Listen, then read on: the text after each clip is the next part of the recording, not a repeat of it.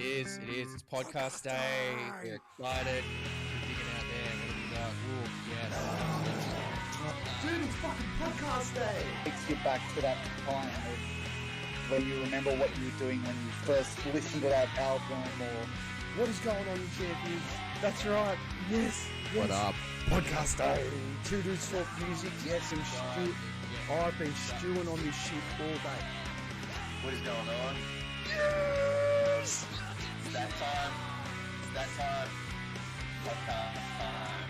Yeah, spill the beans, man. Spill the beans. We want it. We want this. The exclusive Yeah. details.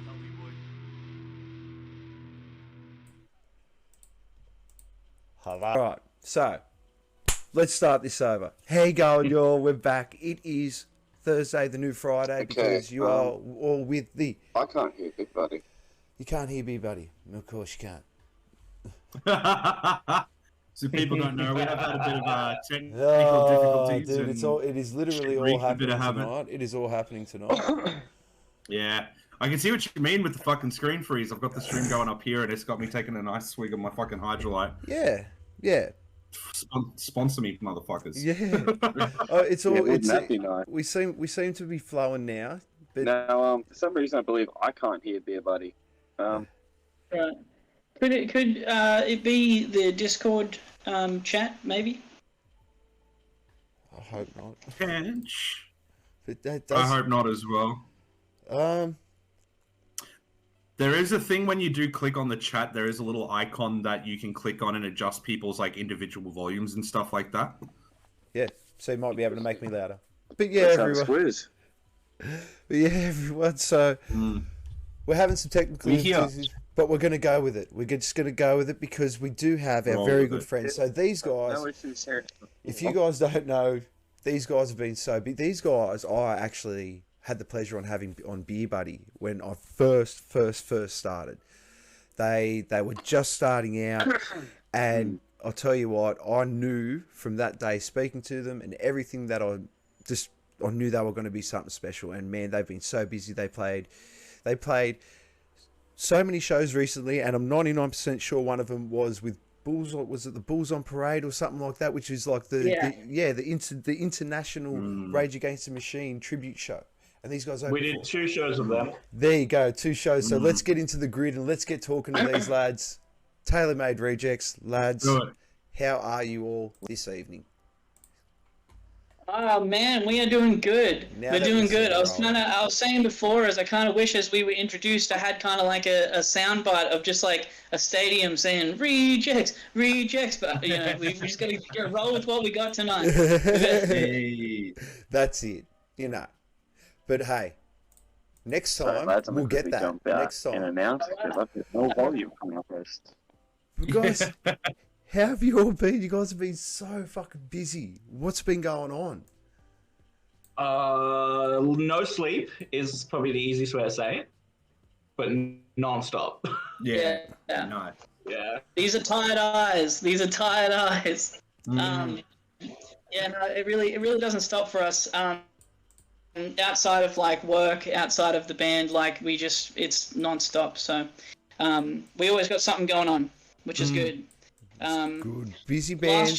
Last year was kind of like last year was kind of a testament to all that hard work we'd put in, and this year's kind of like now capitalizing on that a little bit. We've taken a little bit of time off at the moment, but we are currently, I think this is the first time we're speaking about it publicly, which is cool. We're currently in the process of about to release our next single, which is a song called I Don't Know. It's a more commercially sort of viable sound. It's a song we played a lot live that people seem to always be like, hey, what was that particular song? And although it's not the most musically technical from us, definitely shines a light on like the commercial side of what we have to offer for sure. Nice. So, are you in the woodworks? It's been recorded, or are you recording it at the moment, or where is that at the moment? It's completely She done. recorded. Yeah, she done. Yeah. So what's on the cards? What's coming next for it?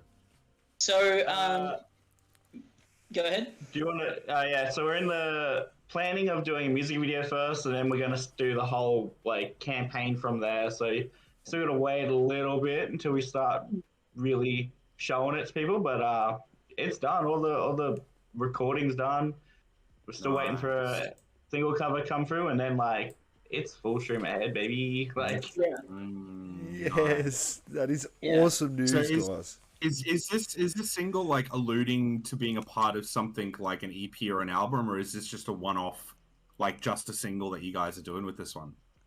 Yeah, that's a good question. So I'm sure a lot of people are probably going to wonder that. I'll squash it right now. It's not actually alluding to any sort of album and EP. This song for us, although we think is a strong standalone song, it very much separates.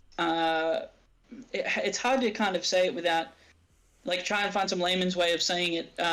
It separates our sound from kind of the technicality that we have been putting into the new stuff. It was just at first a bit of a throwaway song that turned into something much, much more.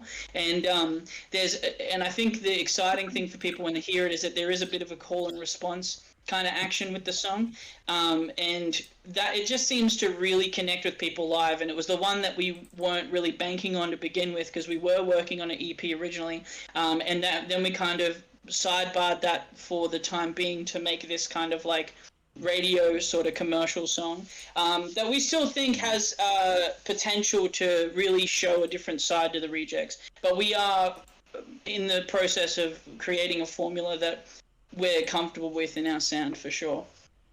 In simple terms, it really jumped its gun. Like, it wasn't what we were focusing on, but then this song just kind of went on its own path. I was like, nah, we're next.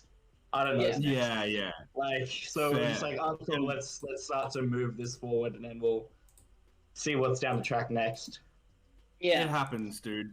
But it's, I think what's going on with that is as Kyla said, it's testament to just, you know, last year you guys were really just playing the grind game and hustling as hard as you can, you know, and you guys have had some fucking like pretty big shows that you guys have been playing over the last 6 months with like the Rage Against the Machine tribute. There was the Nirvana tribute as well, if I'm not mistaken. That was fucking massive. Like, you know, we also and the did Linkin Park one, yeah, we did Eden's Hill in front of a couple of thousand, and that night is like still goes down in my mind as maybe the greatest night I've ever experienced in my entire life. Oh yeah, start to finish, that was insane. Yeah. There's something about like working with like you play, and we all have been there. You know, you walk out on stage usually, and there's maybe 50 people, 150 if you're lucky. And then we did the Nirvana show, and there was like 500 people. And at the time, I kind of had like a civil feud with Nathan, because Nathan had played the Trickfed, and he had like played a sold out show with Cradle of Filth, and I was very jealous of him. And I like, as much as I love him, I just, every time he spoke about it, I just wanted to fucking pop him one, because I was so jealous. And then we did it together. We fucking did it together, and you know, it was just like such an amazing moment for us to share that, and like kind of for me to catch up and experience what he got to experience, and no longer be jealous by that. And then when we did Eden's, it was like we were then enforcing that brotherhood and creating something, you know, the four of us all together came together. And like, I remember walking out on stage, and as the crowd came into view, like I could physically feel my body like shaking. I was terrified. There was so many people there. And yeah, I think it just kind of like in that moment, Eden's was just kind of like the pinnacle of everything we work for, and the four of us like spearheading this grind, and it was finally like a reward show, just something where we could completely let loose, and it was fucking amazing. I'm so happy, because I've got to ask, when you play a show that big and you know what you're going to get yourself in for with all of that, did you guys kind of have something planned to do differently for that one, or did you kind of just go, no, where we know what we're about, or did you try some new shit, or like what was the approach to that show? We kind of played it, well, I wouldn't say safe, because like we went through the year kind of having this set that just worked. Like songs went perfectly into the other, and then like with these shows, like we would just like, let's not kind of overthink it. Did we do any new songs? We did two that we've already played a couple other shows through, but we never like debuted anything. Well, Ryan jumped. Actually, that was a new thing. Ooh. Yeah, I'm a rather large man, and I was so excited at the end of our set. Usually, our diversity hire Alex, who's not here right now, a little Argentinian man, he usually jumps like 11 feet in the air. And I was like, you know what? Fuck you. You're not getting all the fun. I'll kill you. And I was like, I'll do it. And I don't know. I just felt like in that moment I ascended to heaven, and then because I'm really big, I came down pretty fast and hurt my knees. But it was pretty cool. It was cool. I had a great time. Yeah. Play it off, man. I'm on stage. Play it off. I'm not in pain at all. Yeah. We I did like won all Alex those song stages last like a minute. champion. I mean, Nice. for all of you, after all that work, and you're saying it was like a culmination of that, was there any sort of point during the set, standing and playing in front of all those people, where you were just like, was there a second where you got to sort of take it all in and really absorb the energy of the people, or were you just going off pure adrenaline and you don't even remember seeing the people in the crowd? A little bit of both. Yeah, I think so watching the video, we have a video of it, and I think at moments you can see all of us having our moment. You can see us individually having those moments where we just stop and look, because in that song or that set, we're just like, we're not individually not doing anything. So there's moments where I'm like, there's like pauses, and you just see me looking at the mezzanine and everything, and like there was a kid like to the right of me, and I was like, families on the left of me, and it was really cool. I don't know about these two guys, or maybe even Alex, but I know Alex had a moment where he just like was like, oh shit, like this is unreal. Oh man, Definitely sounded like it was a show to take to the grave. That's for sure. oh yeah, I mean, like from the very beginning, like I said before, that first, as you're walking up the stairs and you're seeing the crowd come into view, it just like kept going, and it just kept going, and it kept going. And I just remember like mouthing to myself under my breath, like, oh fuck, that is a lot of fucking people. And then when I got to the microphone, I was like, fucking hell, there's a lot of you motherfuckers here tonight, Jesus Christ. I just kind of like, I tried not to rock star it, and I think that I had, to answer kind of both questions, I think I had an idea that I was going to do a bunch of cool stuff, and I was going to like do like fucking solos, put my leg up, do all this shit. And then like something kind of took over and was like, you know what, you've done all the work, let Jesus take the wheel for a minute. And it was just kind of like, I was almost like just third partying myself. I just had so much fun that nothing felt like I was even trying. Like everything just felt amazing. I just was completely entranced by the moment. And I just remember multiple times looking at each individual like band member. I'd look at Nathan, I'd look at Zig and Alex, and I just had a moment with them each on stage, like, this is us right now. This is for us right now, because like as much as Hybrid Theory is a fantastic tribute to the Linkin Park show, and they are like #1 world renowned, we were an all originals band playing to a 2,000 plus sold out Eden's Hill, and that's not something a lot of fucking originals bands get to do. It was such a lucky moment for us, and we definitely did not take it even for a second for granted. I got off stage, I had like piss everywhere in my undies, like this. I pissed. Well, it sounds like you were really humbled by the whole experience, Ryan.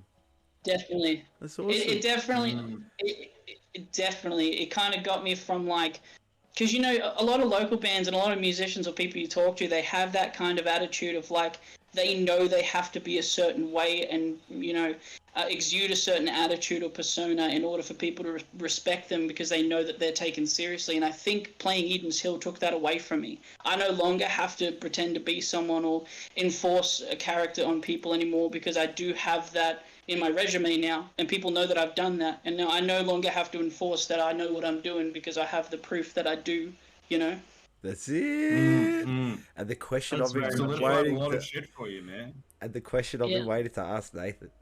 So, I'm a fan of I'm 90% sure I'm saying this right, Leviticus. Good old Levidius, yes. Levidius. So I am a fan. You did a bit of work there. That was some very, very, very good music.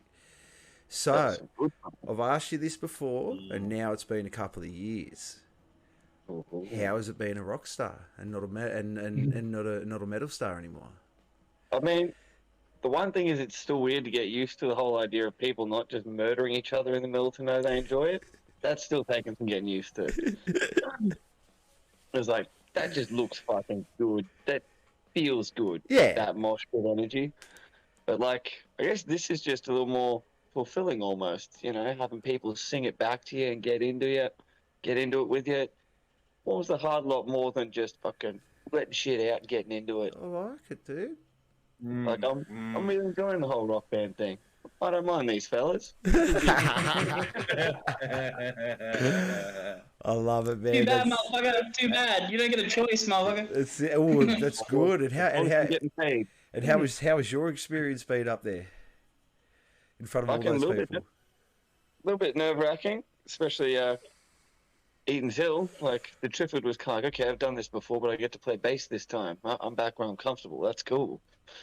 But yeah, Eaton's Hill, it's kind of like you turn around, and as Ryan said, that's a lot of motherfuckers. That's a lot of people. You do kind of just hit this point, though, where you just kind of just black out of it all, and just it's no longer a nerve-wracking experience, and it feels like you're supposed to be there. You just get lost in it. And, mate, as Ryan said before, if you could bottle that shit in a pill, we'd all be addicts.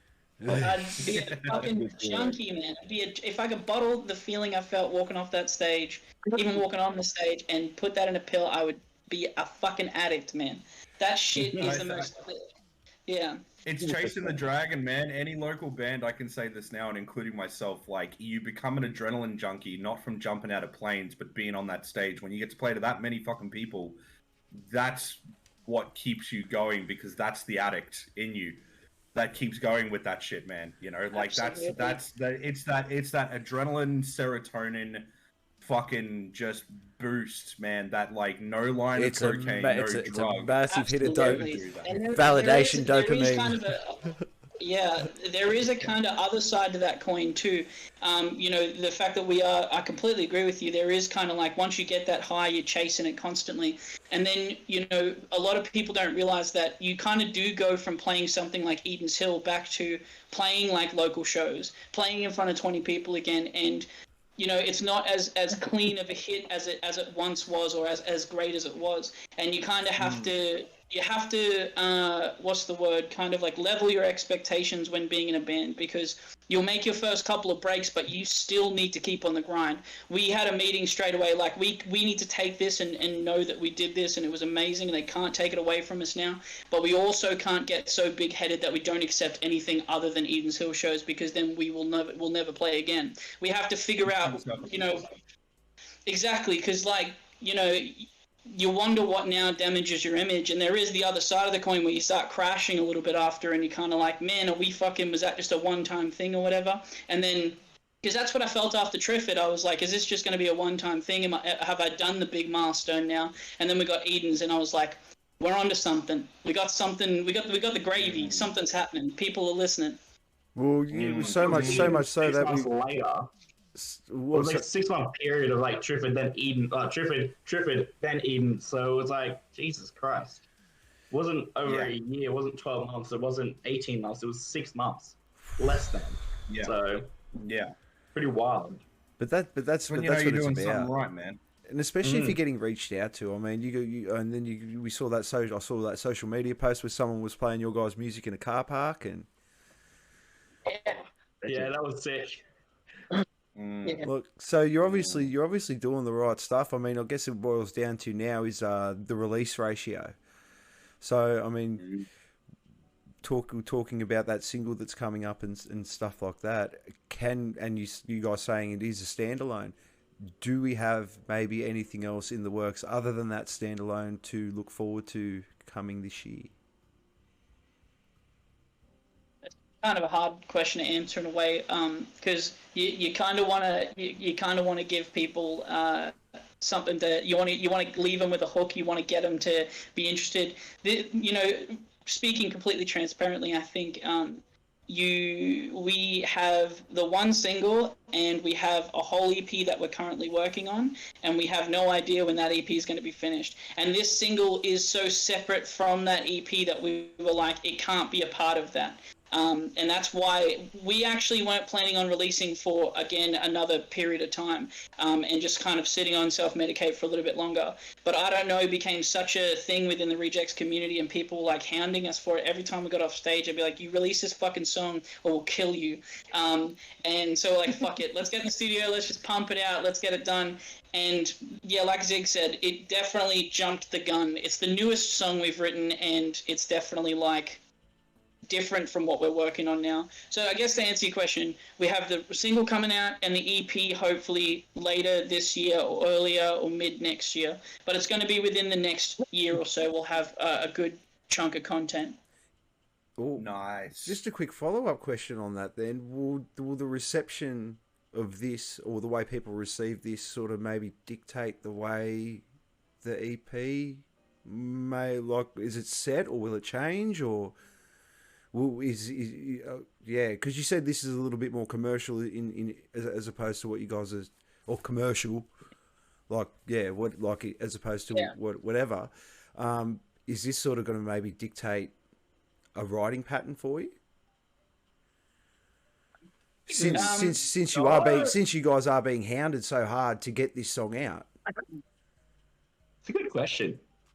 Well, I feel like it won't necessarily change the direction of our writing. I feel like our sound and what we're going for is pretty unique to us, and we're going to explore the absolute hell out of that.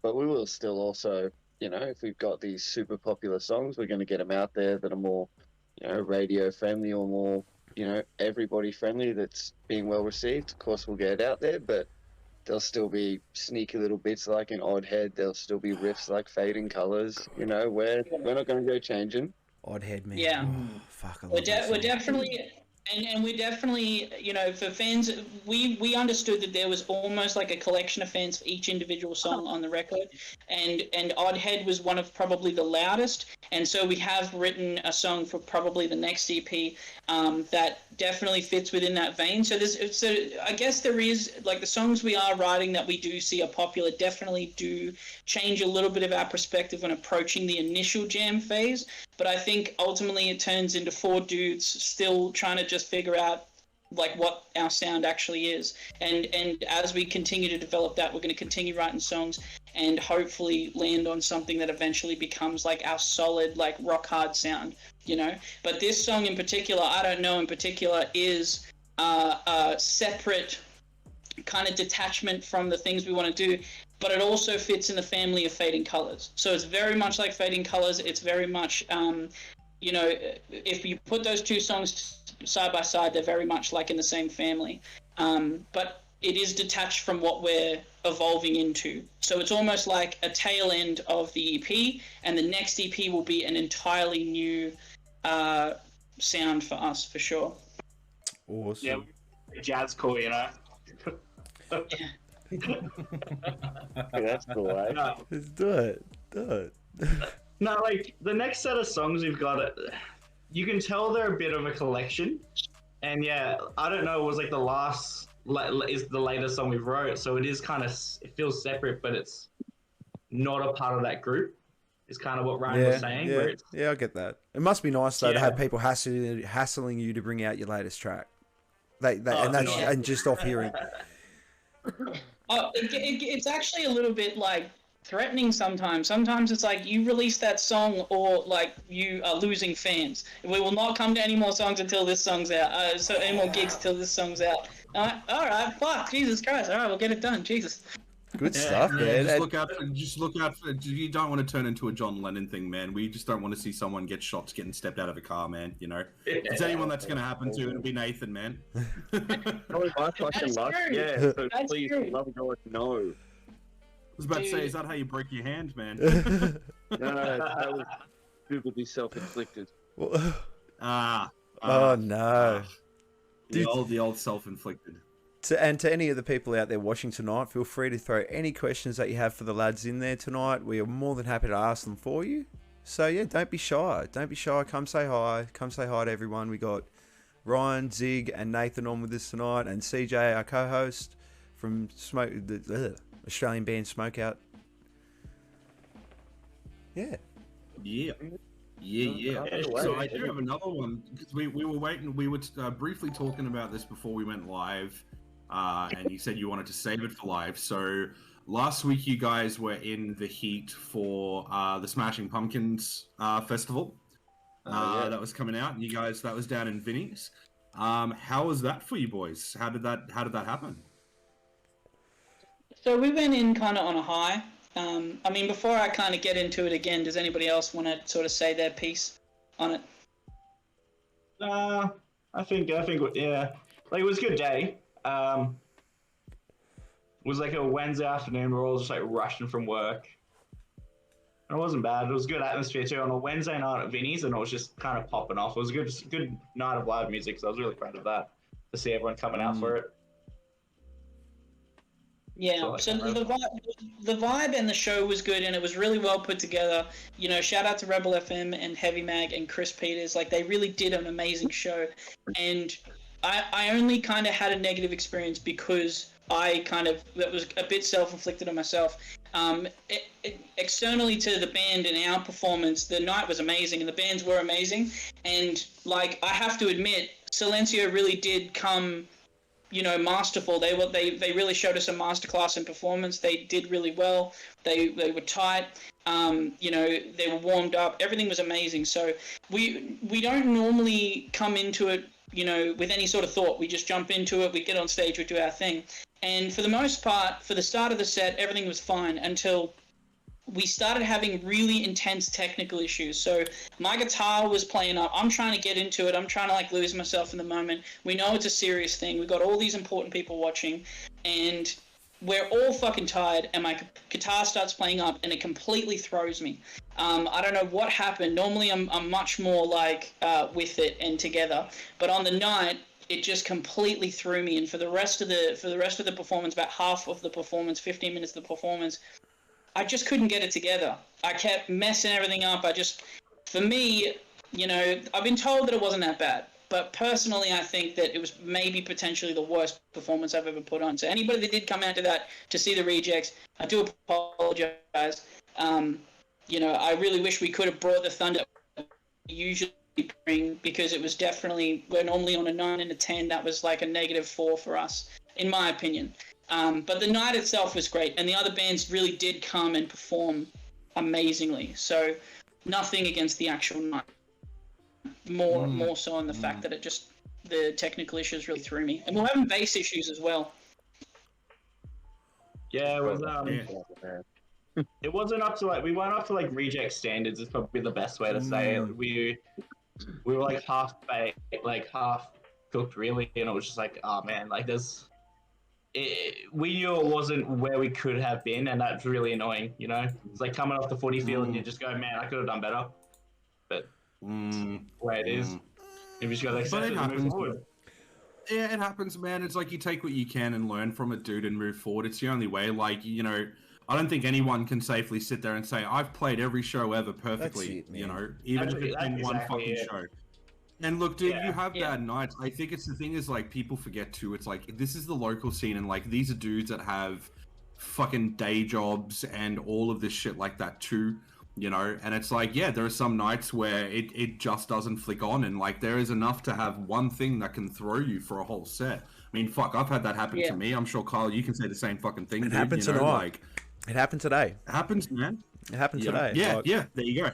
Yeah.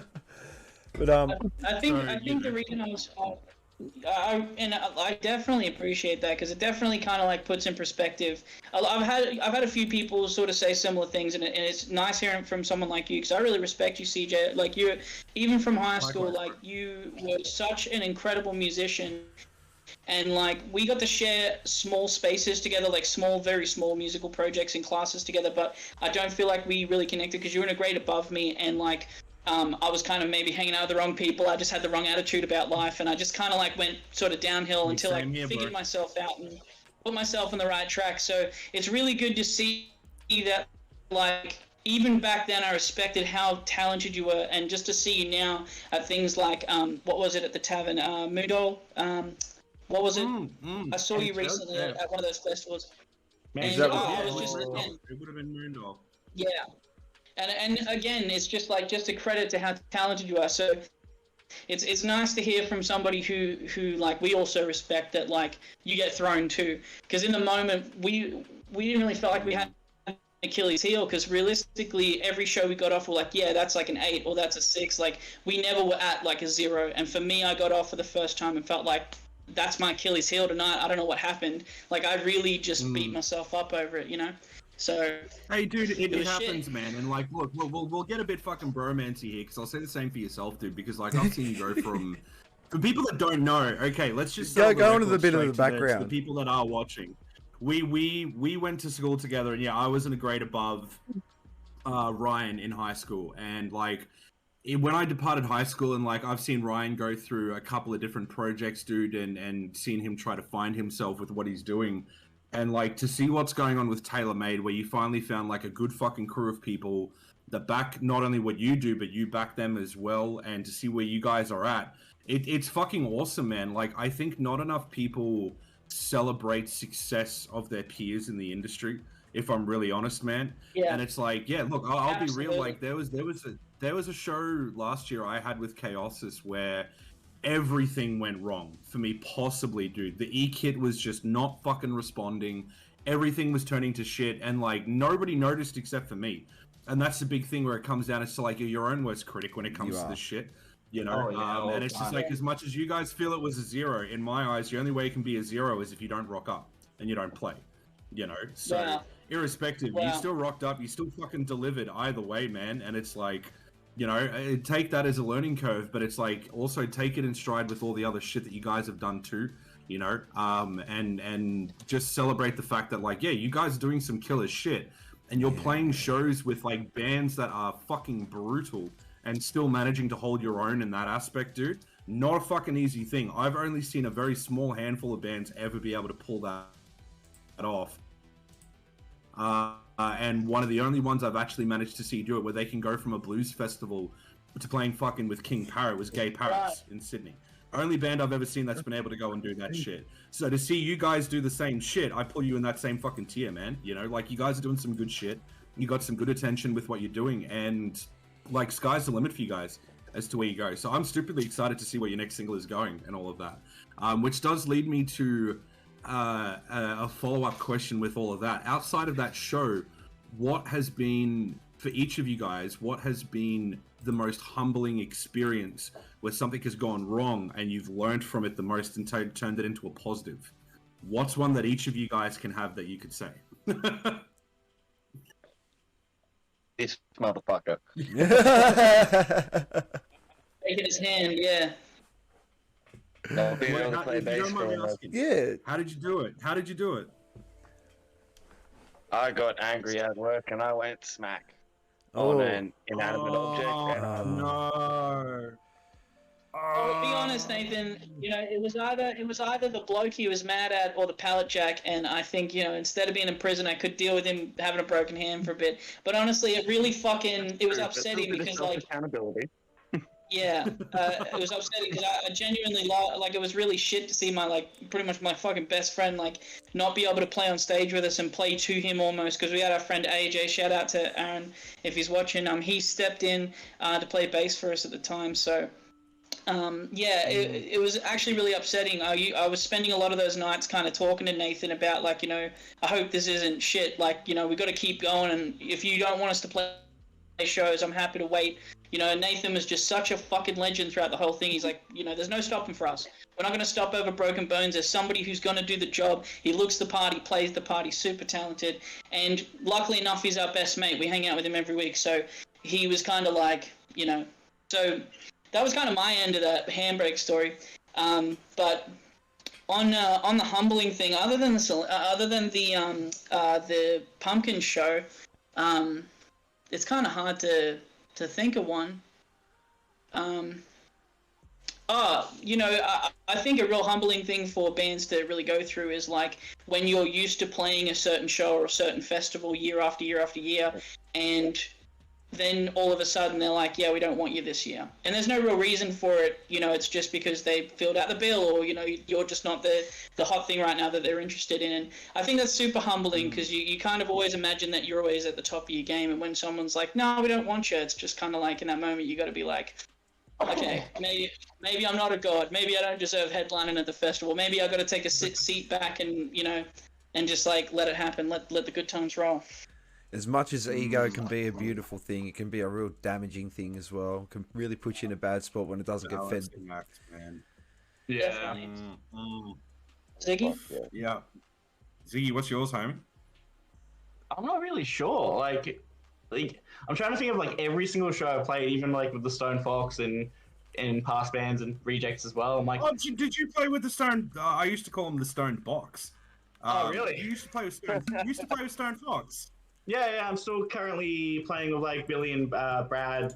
Ben's like on farmer duty, so we're just like hang out with him every so often. Like him and I are on a tipping competition right now, so it's pretty fun. Yeah, I hang out with those lads all the time. Like, nice, yeah, I didn't know that. Oh, that's cool. Yeah, no, I joined them 2018, I think. Yeah, wow, 5 years ago. Yeah, 5 years ago. Geez. Oh, two of them don't count. We used to go and watch fucking the Stone Box at fucking like the Fox and stuff like that. Like 10 years ago. Longer now, like 12 or 13 fucking years ago. Jesus Christ. Yeah, they've been kicking a long time, man. Actually, that could be kind of a part of my humbling story, because in my first like 18 plus show, it was at the Elephant Hotel, and like the Stone Fox, they were like headlining the outside stage or whatever. Like Nick brought his drum kit, and we were just a bunch of like 4 teenagers, and we just had like shit gear, and like things just kind of gone off. And we had Billy like borrow us things, lend us like gear and like leads, and I think we borrowed one of his guitars for a song, like the last song, because it's just like the jack was just not working. And I don't know, coming off that was like it was really like, oh my god, what just happened? I don't want to do that again. But then I was like, it's kind of nice to see that you make friends with these people, you help each other out, and like coming off stage and just going, oh cool, we're a bunch of 18-year-olds hanging out with a band that's like, Billy's I think 5 years older or 6 years older than I am.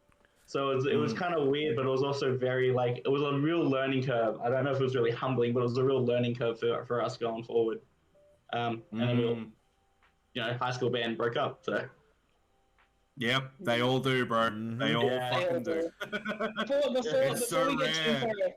Before we get too far away from it, I just kind of want to really touch on something you said before, CJ, that kind of like rocked me, and I kind of really felt it when you said that, like, a show is only ever a zero if you don't show up. I just want to let you know that kind of like rocked me. That really did something to me, that kind of sits with me in a certain way. Yeah, because I mean, I am my own worst critic in a lot of way. And so, like, yeah, before we go too far past it, we jumped into that second conversation. I just wanted to say, like, that was such an empowering thing to say, so I appreciate that. Thank you. Oh, dude, my pleasure, man. Like, it's the one thing I try and do is, like, I can see people that are so fucking self-critical of themselves sometimes, man, and, sometimes it's nice to have a healthy reminder from someone else to be like, hey, man, it's never as bad as what you fucking think it is. It's only if you, like, don't rock up, or if you rock up and then trash the fucking venue, or you decide to get up and fucking yell the N-word on fucking stage, or then it's fucking zero. You chuck a Phil Anselmo before Pantera officially ended the first time, and you end up playing half the show on your back. Yeah, wow. Yeah, or you decide to drink white wine before a fucking stage, before a show. Sorry. Yeah. No. Which I don't think any band will ever do again. No. Yeah, I don't know how Nathan gets so fucking high before shows, man. I got high before one show, and the whole time I was like, am I drooling? Is there drool coming out of my mouth? Like, I can't focus right now. At the end of the day, when you're a seasoned stoner, it's weird when you're not. Yeah. That's the messed up thing. It's not like, it's not really messed up. I love it, but yeah. It's But like I tell you what, though, it was the thing for me. There's like I used to be like the biggest fucking stoner dude, and it's been close to 5 years since I've touched the shit now, and like I ask myself the same question, Ryan, of like, how the fuck did I get royally fucking stoned? I'd have a Marley tampon-sized fucking J before I'd go on stage and play great. If I was to do that now, I would be a fucking retard, man. I would have no idea how to do that shit. So it's kind of weird. When you're in it, you're in it. When you stop, man. Yeah. You know. So, the only thing is when you stop and you accidentally take a whiff of it and you get really high and you're just like, how the fuck did I do everything that I did? Dude, that's our not fucking cool. Neighbors, man. Every Friday at fucking 4:20, our neighbors light up, man, and we have to fucking close all of our windows up, dude. Because I get one whiff and I'm like PTSD, Nam flashbacks, man, from that shit. I'm just like, damn. And it is some chronic shit that they light next door too. So no, it's probably it's probably how our neighbors feel living next door to Nathan. Do you live in the Gold Coast? Do you live next to me, Nathan? Hey. Where you live. Your neighbors sound awful. And no snitches. At least, Kumbaya at fucking 4 a.m. Fucking Jesus Christ. No. Anyway, So enough about my neighbors. I'm curious. I kind of came on the podcast with a question myself for you guys, and I've been kind of curious about it because I've been super busy, so I haven't really caught up with Raf. I just kind of wanted to know how and why did the Two Dudes Talk Music podcast come about? Because when we saw it, we were like, that is a really interesting combo, because we'd worked with Raf before on a lot of shows and we'd worked with you in interviews and we knew you guys had a relationship, but to see your face and Raf's face now together in a project was like, I was not expecting that, and it was a pleasant surprise, and I was just kind of wondering, how did that come about? So after I started doing the Beer Buddy stuff, Raf was just like, dude, let's do something together. So I figured two heads are better than one.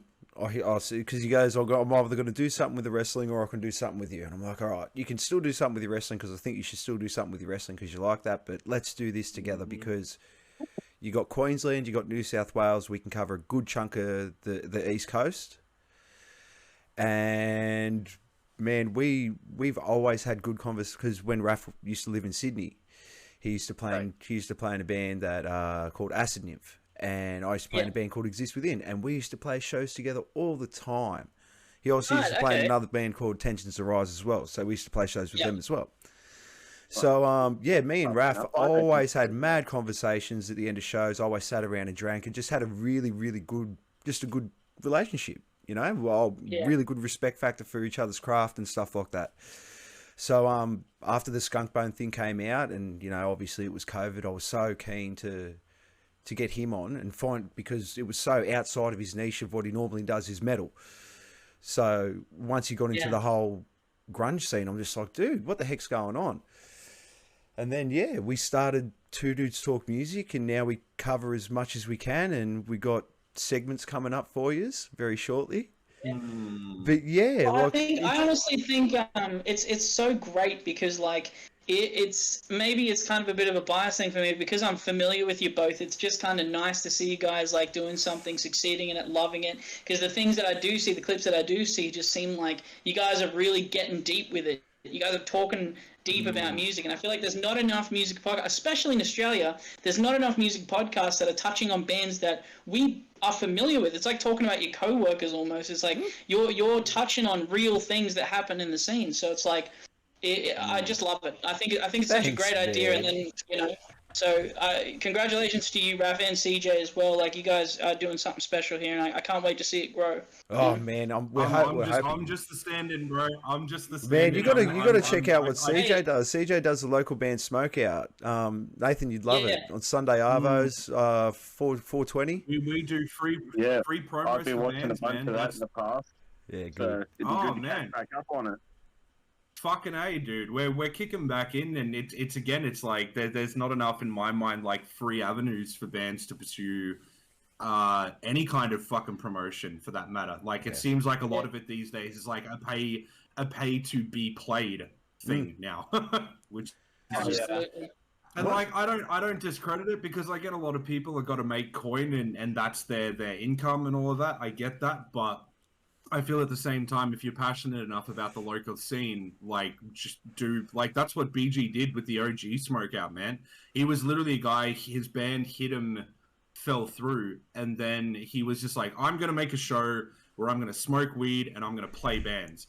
And literally his guitarist laughed at his face and said that was the worst fucking idea he's ever heard. And now you look at where the motherfucker is at. He literally this week has had a dude from Escape the Fate, Benji from fucking Skindred. He's had like some ridiculous fucking shit that he's been doing, dude, and he's only just getting started. You know, so it just goes to show that it's just like, don't listen to whatever the fuck anyone else tells you to do, man. No. Do what the fuck you love, man, and eventually people will fucking relate and fucking tune in and do what they got to do, dude. So and that is probably what these guys do. So why I jump in. Man, that's the weirdest thing is that, you know, like I'm 36 years old, I've got 2 kids and shit like that, got a house and mortgage. When I sort of tell people, hey, you know, like I do a podcast where I talk to local bands and, you know, like music, because everyone likes music. I don't think I've ever met a person in my life that does not like some form of music. And like why sit there and get fed? Like, let me feed you. Let me feed you a good band. It's almost like the one thing all humans kind of have in common. You know what I mean? And touching on like what CJ was saying before about like just sticking to what you know and like, you know, believing in yourself and sort of, you know, forgetting all what other people say about your project and whatnot and any ideas or whatever you have. I feel like that's something that you feel like you either have it or you don't, but realistically, it's something you learn gradually over time. Because as I grow in music and as I sort of do things in music, I'm starting to realize that like there's different levels to not giving a fuck about what other people think. Because you can not give a fuck about what people think on one level, but then there's another part of you that does give a fuck, sorta. So you're not giving a fuck because you kind of want people to think you don't give a fuck. And then there's the next level, which is like, I actually don't give a fuck that you don't give a fuck about me. Like, I genuinely cannot give 2 fucks about what you feel about my thing. And then there's not giving a fuck so much that you just have fun and you don't even care about if people think you don't give a fuck. You know what I mean? So I feel like as you grow, and there's probably more levels for me to discover in that as well, but definitely train of thought is whatever you're feeling right now, whatever is getting you, whatever motivation is getting you from point A to point B is a growth. You know, you got to grow with that thing. You got to grow with that motivation for sure. That's it, man. Fuck yeah, you do. That's it. Fucking A. Stagnant. Well, if you are we stagnant. close to the segment? We are. Let's do the first one. Are we close to segment time? Yeah. Okay. So, for any of you that don't know, we have these lovely, lovely, lovely little segments. These segments, well, this first segment is set for all of us to get to know our esteemed guests a little bit better. So we got some rapid fire questions. Have you got them up or no? Or do you want me to do it? I'll do it tonight. I got it up. If you can do it tonight, that'd be awesome. I got it up. Okay, so we got a quick question. I'm scared. Well, go. You scared? Good. Be scared. Quick question, quarter time, people.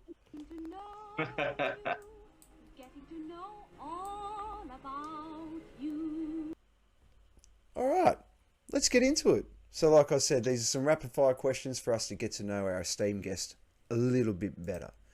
So let's get into it. What was your guys' first instrument? Clarinet? Yeah, I played clarinet first. Wow. I've always wanted to play the saxophone, so I started on clarinet and then hoped to go into saxophone, but then I went to drums. I don't know where that happened, but I went to drums. You went full Kenny G on that clarinet. Yeah. Anyway. Who's next? I feel like I might have known that, but I can't believe I didn't. What the fuck's that? Clarinet, bitch. It's like clarinet. Clarinet solo in this. Clarinet solo. Clarinet tracks. Could have known he'd go from blowing wood to beating skins. Fuck, look at him go. Yeah. Fucking My music teacher would be very proud. Oh, that was good. What was your first instrument at? Well, fuck, mine sadly was also bass. I stuck with it. It wasn't what I was going for. I wanted to be a rock star and play guitar, and they told me, you can have a bass. And I went, what the fuck is that? It's like a guitar, but with fat strings and only 4. Yeah, that's pretty much how it explained to me, and I just kind of wasn't interested at all, but still keen to give it a go. Now you're And really then good at it. now look at me. I can't put the bastard down. It's good, man. Hey, it was a gift. Just think.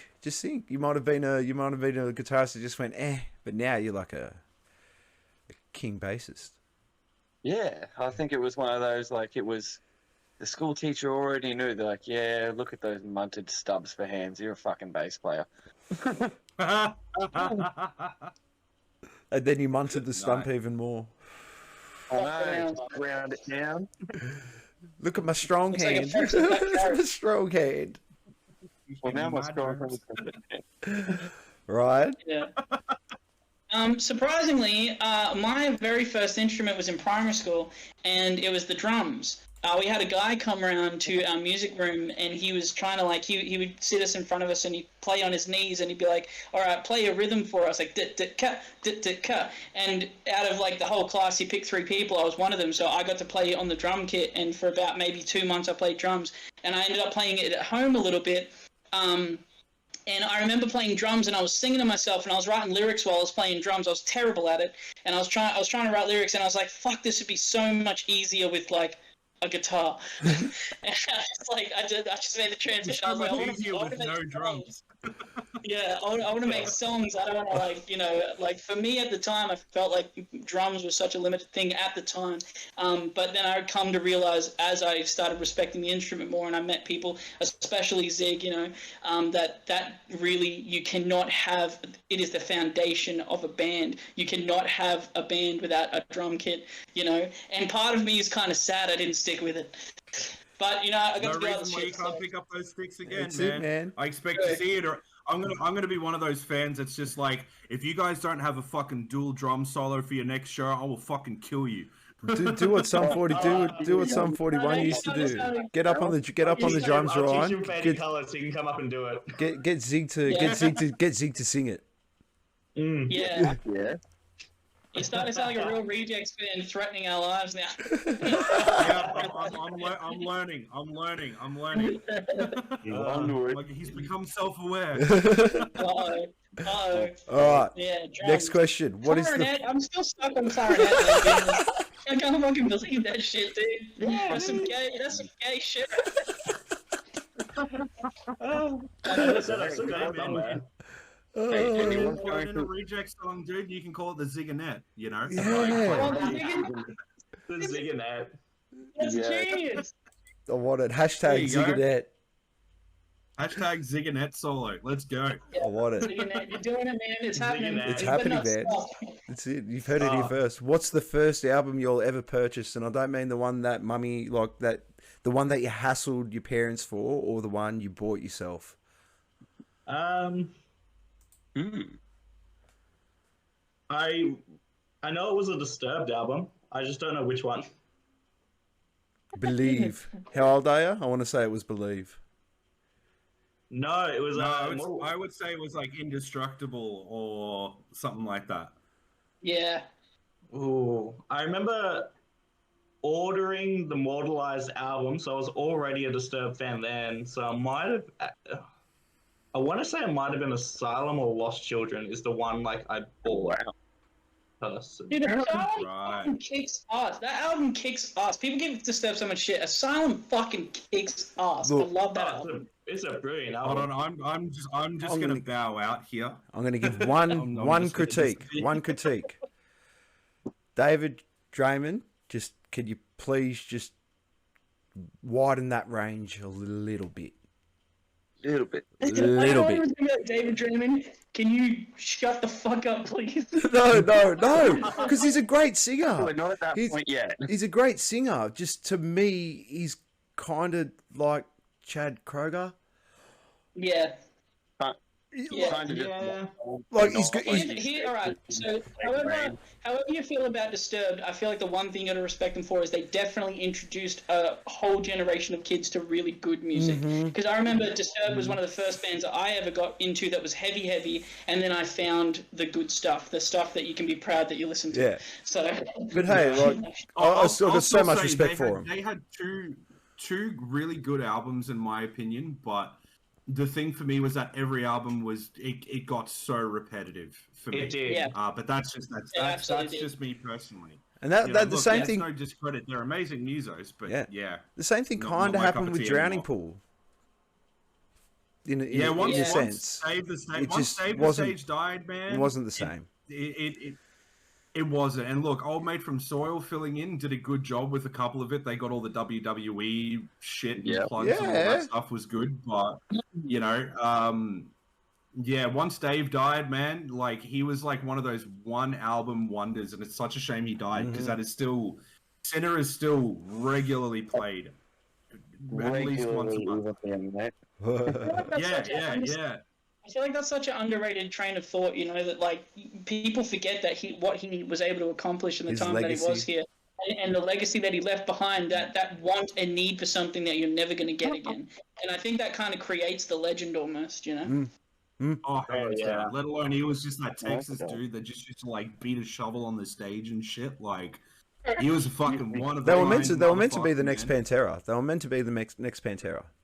As far as I was concerned, for the new generation of metalheads, That's how they were going. that's the route they were treaching on.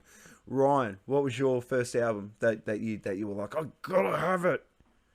So, did you say that we're not allowed to choose the one we begged our parents for? No, or we the can- one that's you we begged your can? parents for, yeah.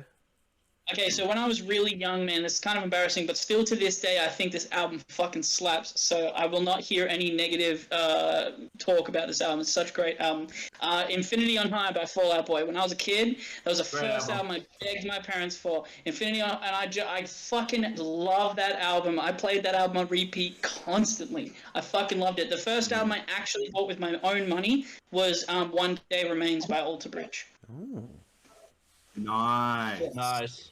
Very nice. So- I wanted to rag on your choice just because you said don't rag on it, but I still regularly jam Infinity on High. So Yeah. fucking. I know, I hear it from the other room. I actually have a funny story, but there was one night. Oh, no, my mum doesn't watch my streams. Mum went to Queensland, and the house turned into a bit of a halfway house for all me and me mates. And there was a night there, me and my buddy Az got real fucking bent, and that was just playing all night. I actually think we fell asleep, like with the thing on blasting, and it was just fucking messy. It was so good, but I like that album. Solid album. Yeah. Oh, Nate? fucking banger album. Yeah, Nathan. What's yours, Yeah, homie? I guess for me, I don't remember which came first, but I remember there was one that was bought for me by my mum at the time, and I know there was one I did go out and buy myself. Now, the first one is sort of on par with Ziggs. It was 10,000 Fists I did by myself. Great from album. Disturbed. And I think the other one that was bought for me that I can't remember which came first was Breaking Benjamin's Phobia. Oh, nice. Banger. Dude. A fucking soft Banger. spot in my I heart. was not forever. expecting that. Dude. I was not expecting that.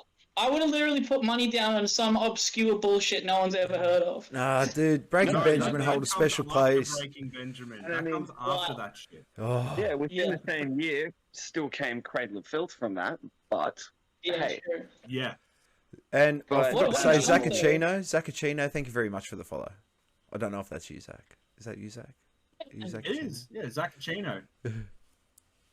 Oh, Zach and Sheena, And yes, that's actually Breaking- my that's actually my partner's brother. My partner's brother's also named Zach. Oh, okay. Well, Zach, Yeah, welcome to the Two Dudes nice. Talk Music family. Thank you very much for Welcome, the bro. follow. And yes, Breaking Benjamin, bang, they slap. Oh, fucking love them. that Does album anyone will still forever listen to be their somewhere new dear in shit, my heart. seriously? Yes, I have. It's very Does good. anyone listen Yeah, to their yeah, new shit? yeah. It's good. fucking incredible. Yeah, man. dude. Fucking good, man. Just They're you know, making a mad Yeah. comeback. you know what the only problem is? Yeah. He does not fly. That will forever fuck me off. Yeah, he does not. We will By no, mistake, yeah, I never we wanna see will them. never. So falling short of some, Oh, Miracle. yeah, Falling short of drugging the man and waking him up. When yeah. he You gets got to here, do a I don't Mister. think You got to it'll do an happen. 18 thing. You got to drug him like Mr. T. Yeah, Yeah. you just got to straight up drug him, put him in a big fucking vehicle, and just get him here. Yeah, I think he's got. I think he's got a phobia of flying. He's a massive germaphobe too. I think. Yeah, he's. you have to do that with Nathan to get him to play shows too. You got to drug him and stick him in a van. We can be good friends. Yeah, he'll love us. He'll love us. The butt fucking's for free. Yeah, that's it. That's right. Damn right it is. Hey, That's I'll- complimentary. That's it. You Far call out. that a fatal four-way. That comes with a package. Nice. If you want lube, that comes in the premium. Nah, that already you got to be comes an with the car, OnlyFans mate. subscriber. Van, excuse me. Yeah, Oh, van, oh, van. Yeah, Van. All right. Van. Yeah. Those are some good. Man, What those are about some you guys? good albums. Oh, CJ, what were your first albums? Oh, so the first, Yeah, my first see one if was Kyle can remember it because I first one I was did an album. my first. I can't remember You your. go, you go, I'm Kyle. never going to remember your ones. Done too many. I- My I first can- one can I was 100%. given to me was Master of Puppets by my dad. Like that was my first like. No. Hey, Like classic. classic. And he gave me a poster along with it. It was just so mad. And then the first one, I literally, I'll never forget it, Corn Follow the Leader. And that started me on my new metal journey. From there. Right, I can Yeah. 100% tell you mine that I didn't even have to beg for. I saved up my like $5 a week, bought it from fucking Big W when the CD was still in those like big plastic like non-stealing fucking container things. You remember those fucking things? Yeah. Mine was Green Day's American Idiot. That was the Hey, first album great I ever album. bought with my own money. man. Man. Talk about So classics. That's one of the best albums ever written, in my opinion, dude. And yeah, it was just solid from fucking top to tail, dude. And then luckily enough, I bought them, and then I got to see them the year after that, which was just incredible. One there of you the go, a best bit of the fucking tours. It was on memorabilia. the same, See that, yeah, CJ? it was on the same tour they did the Bullet in the Bible show for. It was the Yeah. same tour, so that was fucking incredible. So yeah, one of the best live bands still to this day I've ever seen. So yeah, That's right there. hey, mad. Photo of them at Melbourne, I'm pretty sure, and this is the pics from Melbourne. From that Damn. tour. Oh, It's right under my table. So something that Forever. not a lot of people may know is that Ziggy is kind of like what do you call someone that runs a museum? He's that. He has like he's a he curator. basically he basically has like every little like trinket. He has so many little trinkets from so many things. He's got trinkets from all music videos we've done. I actually at one point smashed a guitar during Fading Colors, and for the longest time I didn't know he kept a piece of that guitar. And it was like shocking, like almost a year later, to find out he'd kept so many little things from the fucking from the sets. He has like the drum kit. He has everything. So it's crazy. And you never know about it until afterwards. Yeah.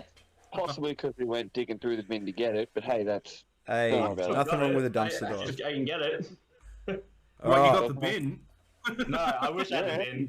I'd kill for that bin. This bin was outside when we were filming the thing. get the memorabilia somehow. Yeah, no, I just like the little bits of like memory, really. Like I've still got, like going back to the albums that like we received, I guess. I was given an album by a band called Double I Minority, which is like a Gold Coast band. Oh yeah. When I was like just coming up, like when I was 14, 15, just starting to do the live music rounds. And I've still got their first album signed by all of them, and they were like no one.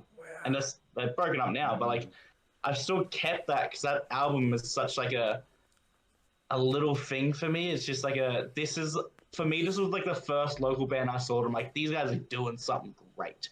And how Zig, can I do get you to their reckon- levels? Do you reckon that kind of like planted a seed for you?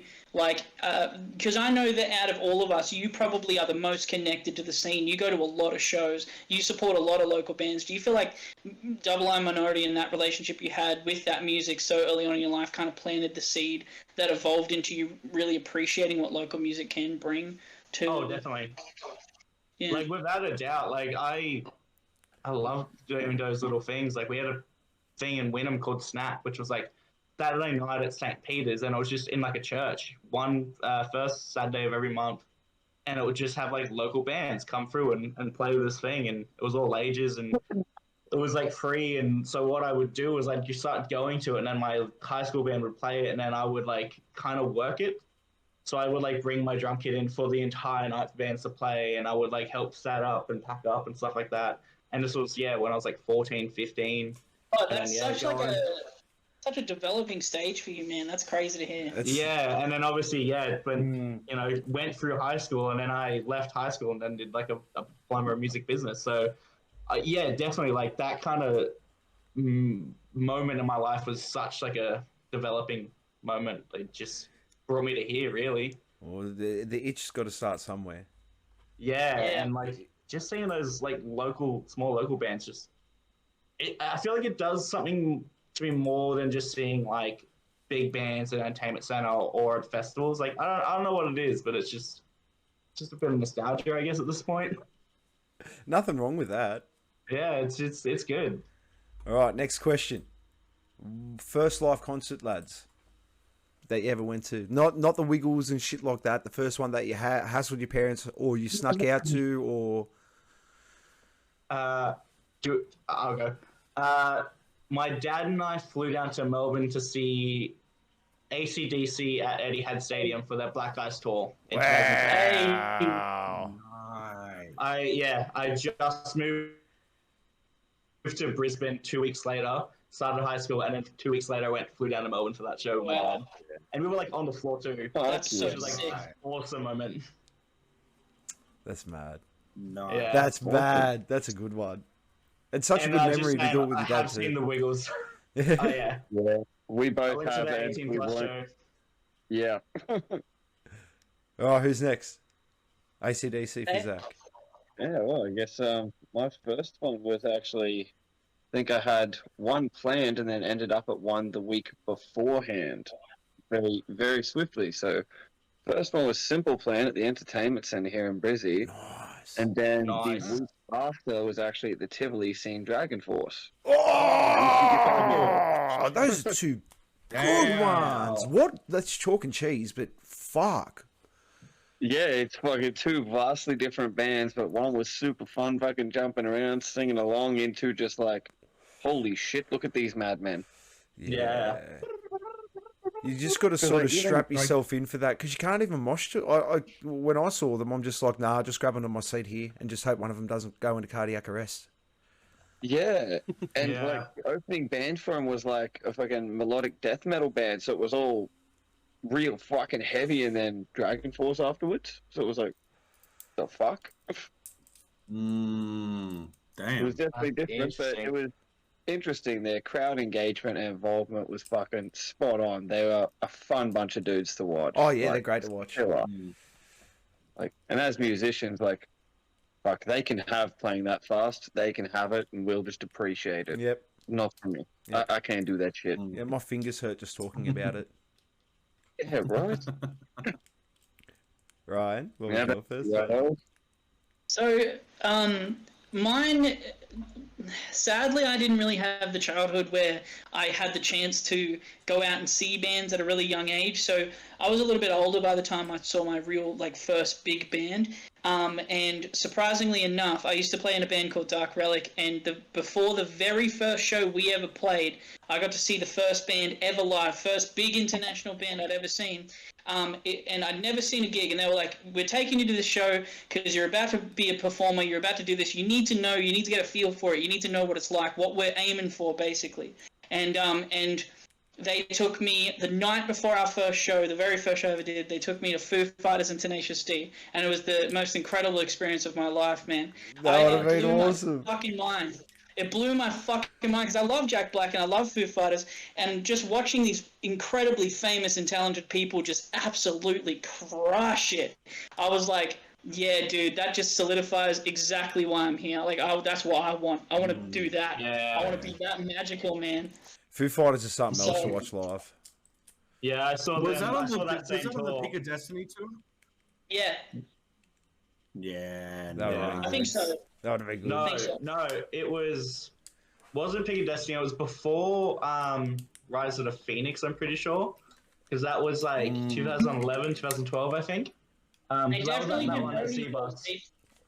they And definitely yeah, did the man. song. Man, that was a great show, and that had Fucked Up, and they were like the secondary mate supports, and then you had DZ Death Rays was actually the very first opener for that show.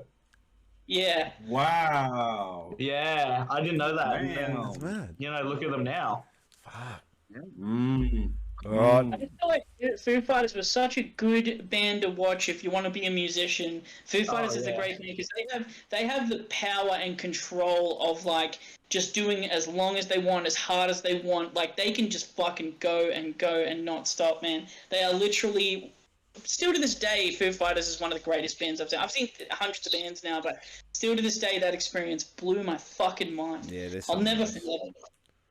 I saw Yeah. him at Big Day Out, and that was next level. All right, That's next question.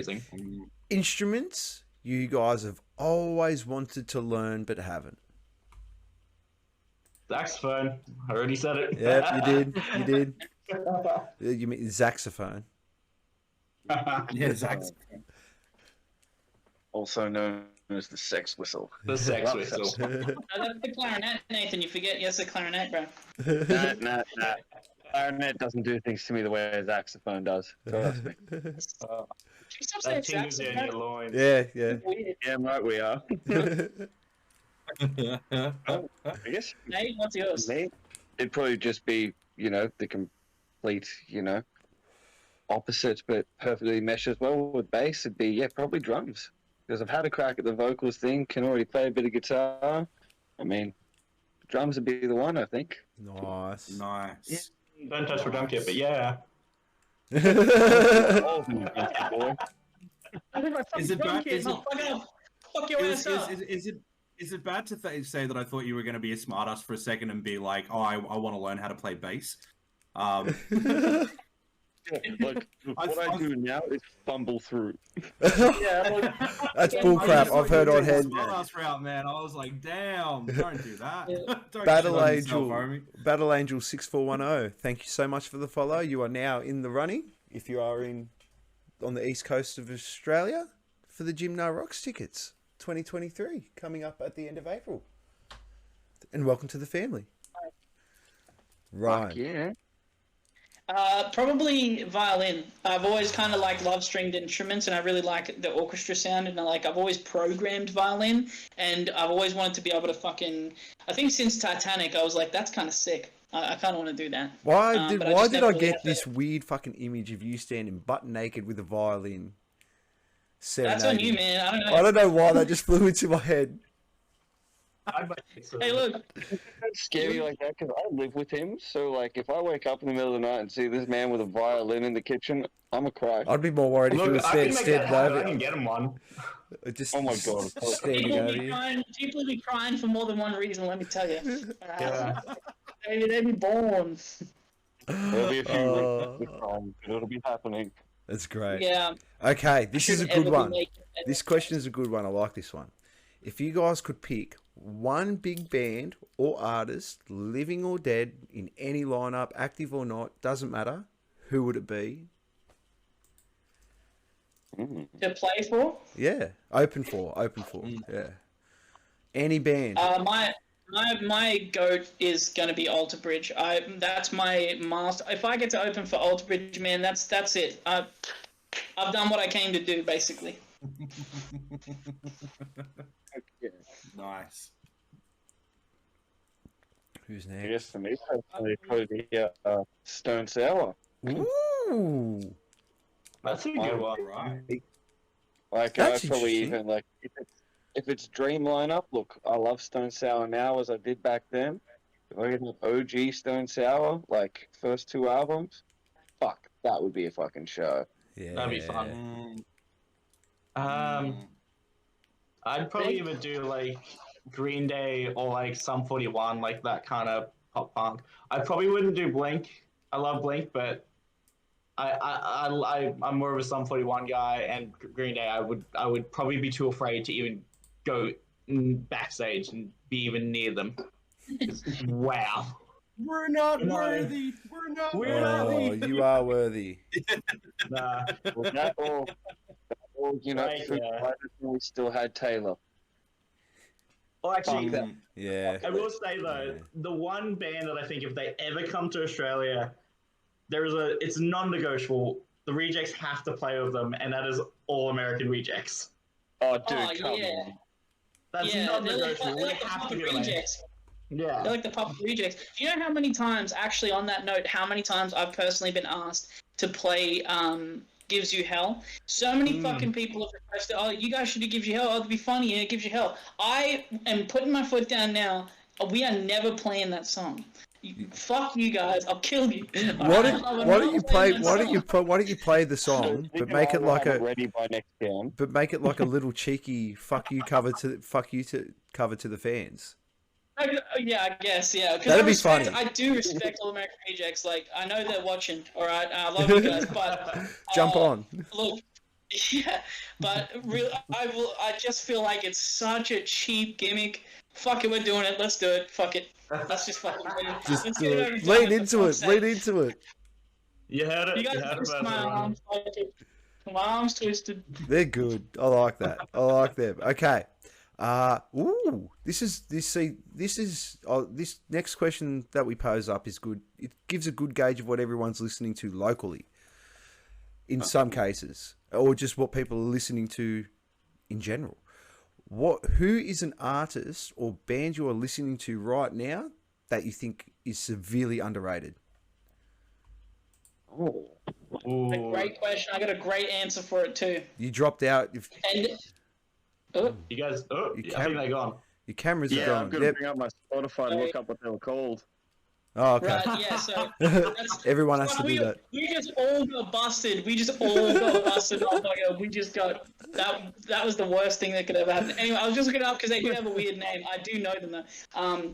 This band, nobody's gonna really care because they're like totally left wing. But if I think Ziggy knows them, the Clever every band. References. The You know who? the Clever References. The Clember references. Clever References. They're such a weird fucking band. They have this like really overly funny Asian like singer, and they're just a bunch of school kids. And I don't know, just their music's fucking rad. I just fucking love it. They got a song called "Tell Ben Kate" and "Of Victoria Melbourne" or "Melbourne Victoria." Melbourne Fuck both of Victoria, those for sure. songs. Can you send me? Those Can you songs send me that after the slap. stream?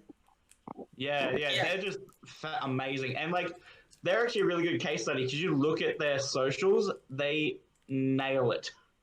Like our socials are good, but their socials are so much better than ours, and it's so amazing to watch. And yeah, they're fantastic. They even sent us a message, didn't they? They sent us a voice message saying that they loved our stuff. Man, And we're we gonna try and get always him on have here. that. We're gonna try and get him on to do stock music. Dude, you guys would have such a great time with Clever References. They're so fucking hilarious, man. They're I so 100% good. vouch for them. Such cool dudes. Clember references, nice. All right, who's next? I could talk for hours about local bands, but Nate, you want to go first? Yeah, I guess I've listened to a lot of like same old at the moment. Besides, all the hype around Electric Callboy, I can't get off of that. I fucking love okay. those cunts. Mm-hmm. But I guess one that's been in my regular rotation that I find a lot of people don't necessarily know, and I was the same until I'd had them shown to me, is a band called Nothing More. Oh. They're called They're the Nothing ones with More. the Jenny? Yeah, Is that yeah. the Jenny That's the one, right? They Oh, are. dude, they fucking rule. Have you heard the new album? I have. I fucking dig it. Yeah, it's very different from the last lot. It is very different, but I could kind of see them going that way a little bit. Like they Yeah. are a very chaotic bunch of dudes, especially with their live show Oh and all yeah. the crazy stuff they throw out there. Like, it wasn't a big stretch to think they do something a bit different, but I'm still a fan. I reckon they're going to lean into it properly. I just think they need to, if they're going to do it, lean into it and just tone it back a bit, make it a bit more pretty. Because you can quite what's the singer's name? I have him on Facebook. I actually have him on Facebook. Yeah, what's his fucking name? Anyway, his first album, Curly Head Fella. the first two albums, like very very dark. This new album, he's obviously freed himself from whatever demons. You see it in his socials, man. He's a very happy person. He's living his life. He's just living his best life, man. And I think literally it's just projecting through his music, and it's a good thing. People might be sad that it might not be like the old stuff, but you got to see the progression for what it is. The reason why the first album so iconic is because what he was feeling at that time was in that moment, and it captured it. You know who else you can say that about? Another band that Nathan introduced me to. You can say that exact same thing about a band called Beartooth, who have now changed their sound a bit, changed their direction. I slept on them for way too long. I slept on Beartooth for way too long. Nathan was hounding me about it for ages. Like, you're going to love these guys, just listen. And I was like, yeah, I'll get around to it. And then he fucking cornered me in the car and he's like, you sit, motherfucker, you listen.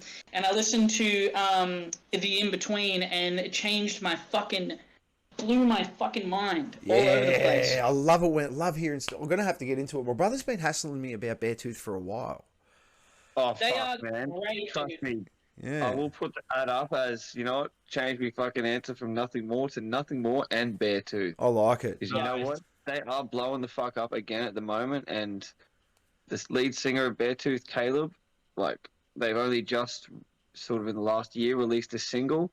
It's his first time releasing something that isn't self-depreciating, hating, melancholic, fucking sad, wallowing in self-pity. This is him going, nah, fuck that shit.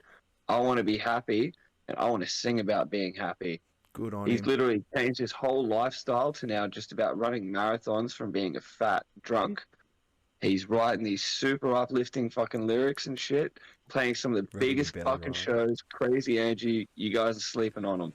Okay. Yeah. Beartooth, you've heard it amazing. here. They're really amazing. And Koichi Nazak, thank you very much for the follow. Welcome to the family. And now you have gone also into the running for the Gymna Rocks 2023 tickets, which will be drawn. We've also gone into the running for a kiss from.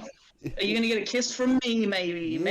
Well, maybe. Who knows? Maybe. In all seriousness, there's only 50 or so tickets of these left that you can actually physically purchase. So once they're gone, and guys, if you haven't followed yet, get on there and follow, because once we hit the 100, we're going to have a special live stream and we're going to announce the winner. We're going to make sure you can actually get to the show and all that stuff. And so, yeah, if you haven't hit that follow button, hit it.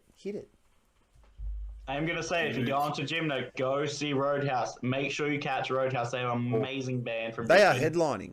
Great boys. Headlining. Incredible. I've watched them start their first show ever. I think I booked that show, and then seeing them where they are now is incredible. So good on those lads right now. Very good. And Ryan, did you give me your most underrated one? Or Zach? I didn't know. No, it was Zach. At the moment, I'm listening to a lot of like a little band from Brisbane called Bathtub Tony. Awesome little like indie rock band, Bathtub Tony. Nice. They're super fun. I catched them for their last Brisbane show because they're about to move down to Melbourne as a band. So wow, I'm moving to Melbourne, and they're really good. Yeah, I caught them at Greaser, packed out room, super fun atmosphere. Other little bands would like see in Brisbane was like Chemical Prisoner. We played with them at Backdock. They're really good. I also really like a little band called Blonded as well. I've been talking to these boys about them all the time. Like my friend from work plays with them, and I didn't even know that until I walked into Greaser and I seen my friend Finn from like checkouts. I'm like, oh, I didn't know you played bass. And then fantastic band. Another band that just takes over the room, and as a small little local band, I'm like, that's what I want to see. That's great. Yes. Good stuff. stuff. I told you, Zig could honestly go all night because he's so deeply, connected and in love with the way that the local scene operates. And I feel like if we ever got the opportunity to get into a position of like, financial gain and, popularity and fame and all the things that you want to do with a band, I think Zig would definitely bring so much just much needed health to the Brisbane scene. If we ever got to a point where we could, he would bring so much health, and that's what I love about the Rejects too, is that each individual person in the band, we all have our main goal, but we definitely all have our individual loves and the things that we want to do with the success that is to yet come. That's good, man. And that's a great way to be, because a lot of bands that I've spoken about on here a couple of times is that a lot of bands seem to forget where they came from. And they don't, what I mean. And when they make that leap up the step, fair enough, man. You done the hard yards, but man, we're all doing it tough. I'm not saying you got to fucking hand it out to them, but at least give an olive branch. You gotta give help when you can and recognize them. Like you look at Powderfinger and the lads from Powderfinger funding like the Triffid and the Fortitude Music Hall and that Hand and like that social state kind of group as well, like Black Bear and Bridie. And it's kind of like a group in Brisbane that's kind of just making sure these venues still run. And like, I would love to be like, if I could get on that board, like, I would love it. You just keep plotting away, man. You'll get there. All right, guys. What is something that people may be surprised to learn about y'all? Random fact. I have a basket of ducks in my kitchen. That is. Oh my god, dude. Zig, okay. Oh my fucking god, dude. It's the same reason I had a bunch of ducks too, I think. Dude, I went over to this guy's house. I went to his house, and his fucking house is covered in fucking ducks. And I'm like, are these for the dog? And he's like, no, they're for me. He has rubber ducks all over his fucking house. It's a real thing. The real thing. Nothing wrong with it. I've got some up there. The question is why? Do you just like rubber ducks? Did you listen to Elmo sing it one too many times? Oh no, Ernie. Sorry, do the Ernie. It was Ernie. Yeah. It was Ernie. It started like a joke. Behind you right now, motherfucker? What? Is that rubber ducks behind you right now, motherfucker? Yeah. This one? You fucking fuck you! Alright? Fuck you! I can't believe that. Oh, there's nothing wrong with rubber duckies. I like that. No, it started as a joke like years ago because me and my mate, we moved into like my parents' garage basically when we were teenagers.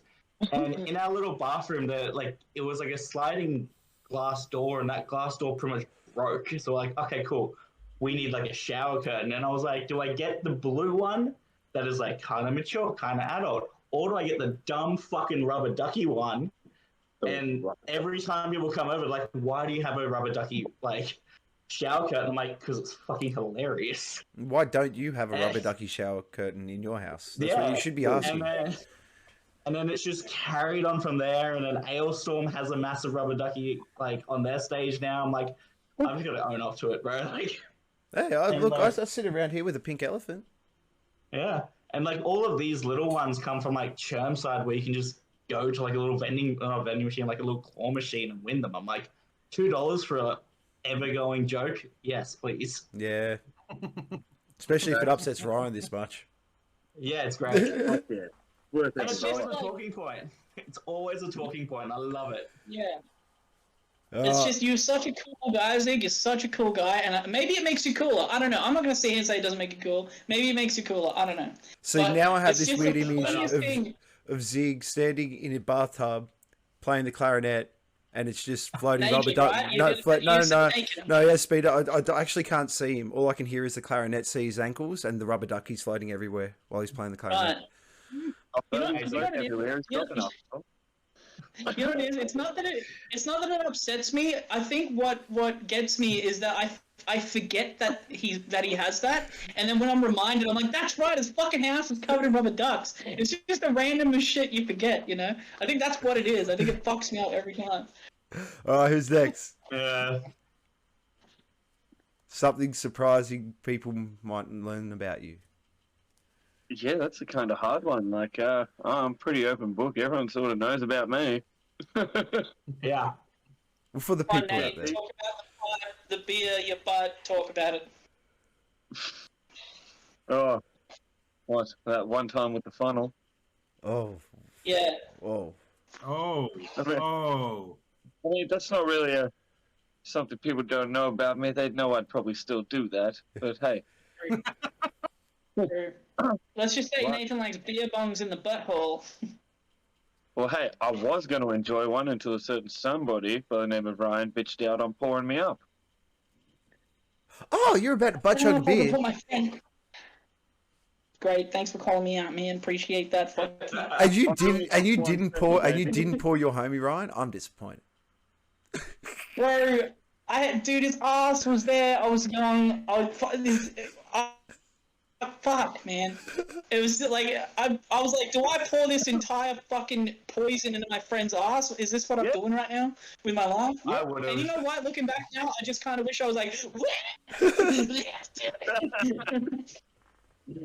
I mean, to keep in line with that sort of subject, I guess one most people probably don't know is I've got scars on, both me nipples from fucking around with tasers. Oh, Oh, yeah, that's a dude, good tell one. that story. Tell that story, please.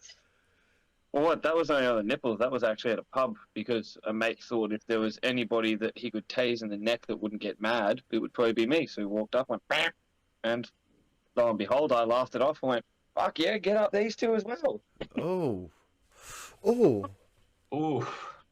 Oh, oh. look. I'm not surprised. Let me put it that way. I'm very not surprised. I don't know, Nathan. Like, fuck, he'd already hit me and I wasn't down. Ah, fuck it. Let's play with it. Jeez, man. Okay, Ryan. What are people gonna learn about you? I feel like Nipple shocks. I feel like it's kind of difficult. Squishmallows. Loves collecting this fella. Fuck you, A, and B, shut up.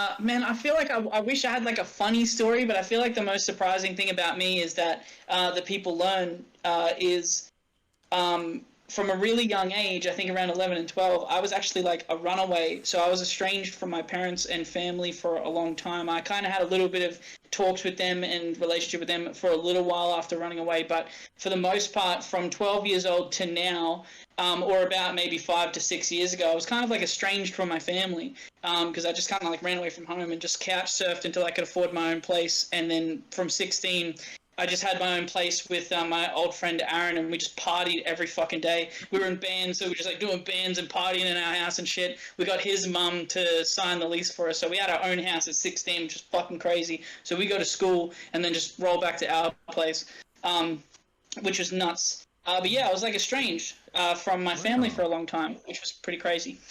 Wow. Yeah. Man, I really wish should it have was ended more on the funny. Ducks now. No. Well, I mean, look, this is why we do what we do. We ask these questions to get to know you, and like all your stories. The Ducks, the Ducks are stories. Nathan getting titty tased is a story. Yeah, but I mean, look at where you are now. You're in a successful band. It's and as much as I hate saying it, but fuck, it's true. Jeez, damaged people make some really fucking good music. Wow, man. I'm sorry if that may offend anyone, but it is a fact as far as I'm concerned, because not many people with a bang up life really fucking sell albums. And if you think I'm lying, all Taylor Swift does is bitch about her fucking ex-boyfriends. So there's that. Point. Well, you can go two ways when you have you can go two ways when you have a shit childhood and a shit upbringing. You can either let it consume you for the rest of your life until you either kill yourself or you die from some heroin overdose, or you can turn it into something productive and make it a part of your journey. And I think every person that ever becomes successful and really finds themselves has lived in both worlds. Has lived the really fucked up, I'm just going to go shit on myself, fuck me, fuck my health, I'm just going to fucking put needles in my mouth, fucking smoke all the drugs I can possibly drink, drink all the drinks I can drink. And then you kind of have that wake-up call that's like, I need to do better. I need to do better with my life. And then you transition into something more creative. And I feel like those people that have been through the shit childhood, the thing that almost killed them, and then transitioning to now the creative side, they're the people that fucking I connect with the most. They're the people that I'm like, that's a story. That's something you can really hook your teeth into.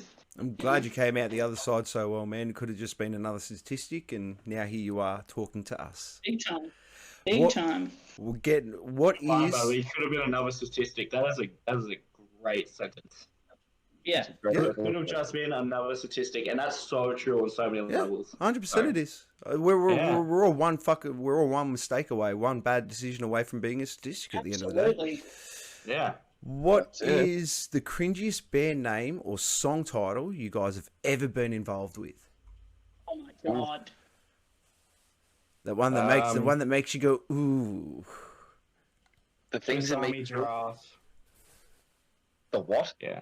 Swiss Army Giraffe. Swiss Army Giraffe. I want to see that. Yeah, it was. I don't even know what it was trying to be, but it was like, yeah, it was like one of the first high school bands kind of broke up, and I went with the bassist of the old band, and he love him dearly, still one of my best mates. Just recently got engaged. Congratulations to him. Hey. But yeah, he wanted to start something weird, but he wanted to make sure the band spelled out swag because he was a fucking idiot. And Swiss Army Giraffe is the closest he could get, but like he had to bring the W from this Swiss to make it swag. I'm like, you're an idiot. But I do it. That's amazing. That's I feel like it started out bad and it just got fucking progressively worse. Yeah. Oh, You win this round. You get the point, alright? Fuck you. you should have got last. All mind is big on that one. Fuck. Well, how do you follow? Man, Who's going next? It just shows that I stick with my mates on dumb ideas. Right or die, bro. Right or die. You're right or die, man. There till the end. Yeah, exactly, Ryan. You are.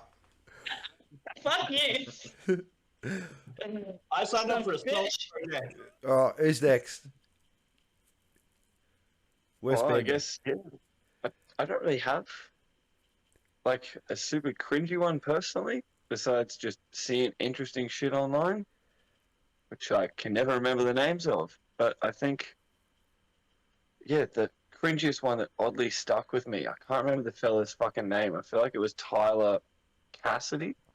I think the song was Your Boyfriend's a Bitch. Your Oh, boyfriend's wow. a bitch.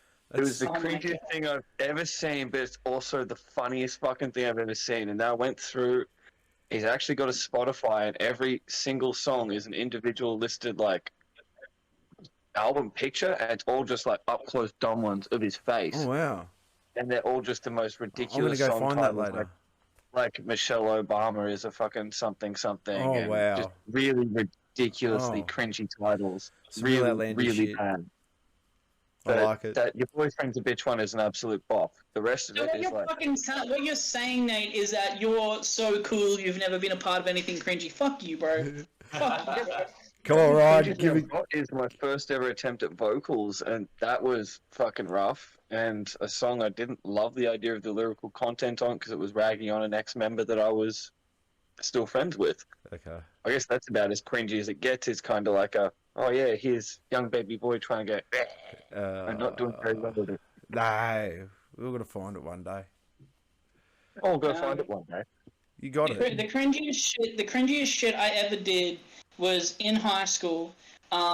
I was trying to do the rock stuff, but I actually had like a little private thing that I was trying to start called the Gate Crashers, and we were a threesome rap crew called the Gate Crashers. And the idea of the Gate Crashers, it was me, this Kiwi chick, and this other guy that I knew.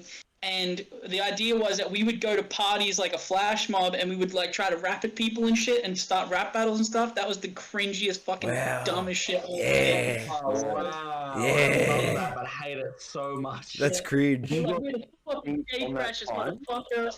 Step up.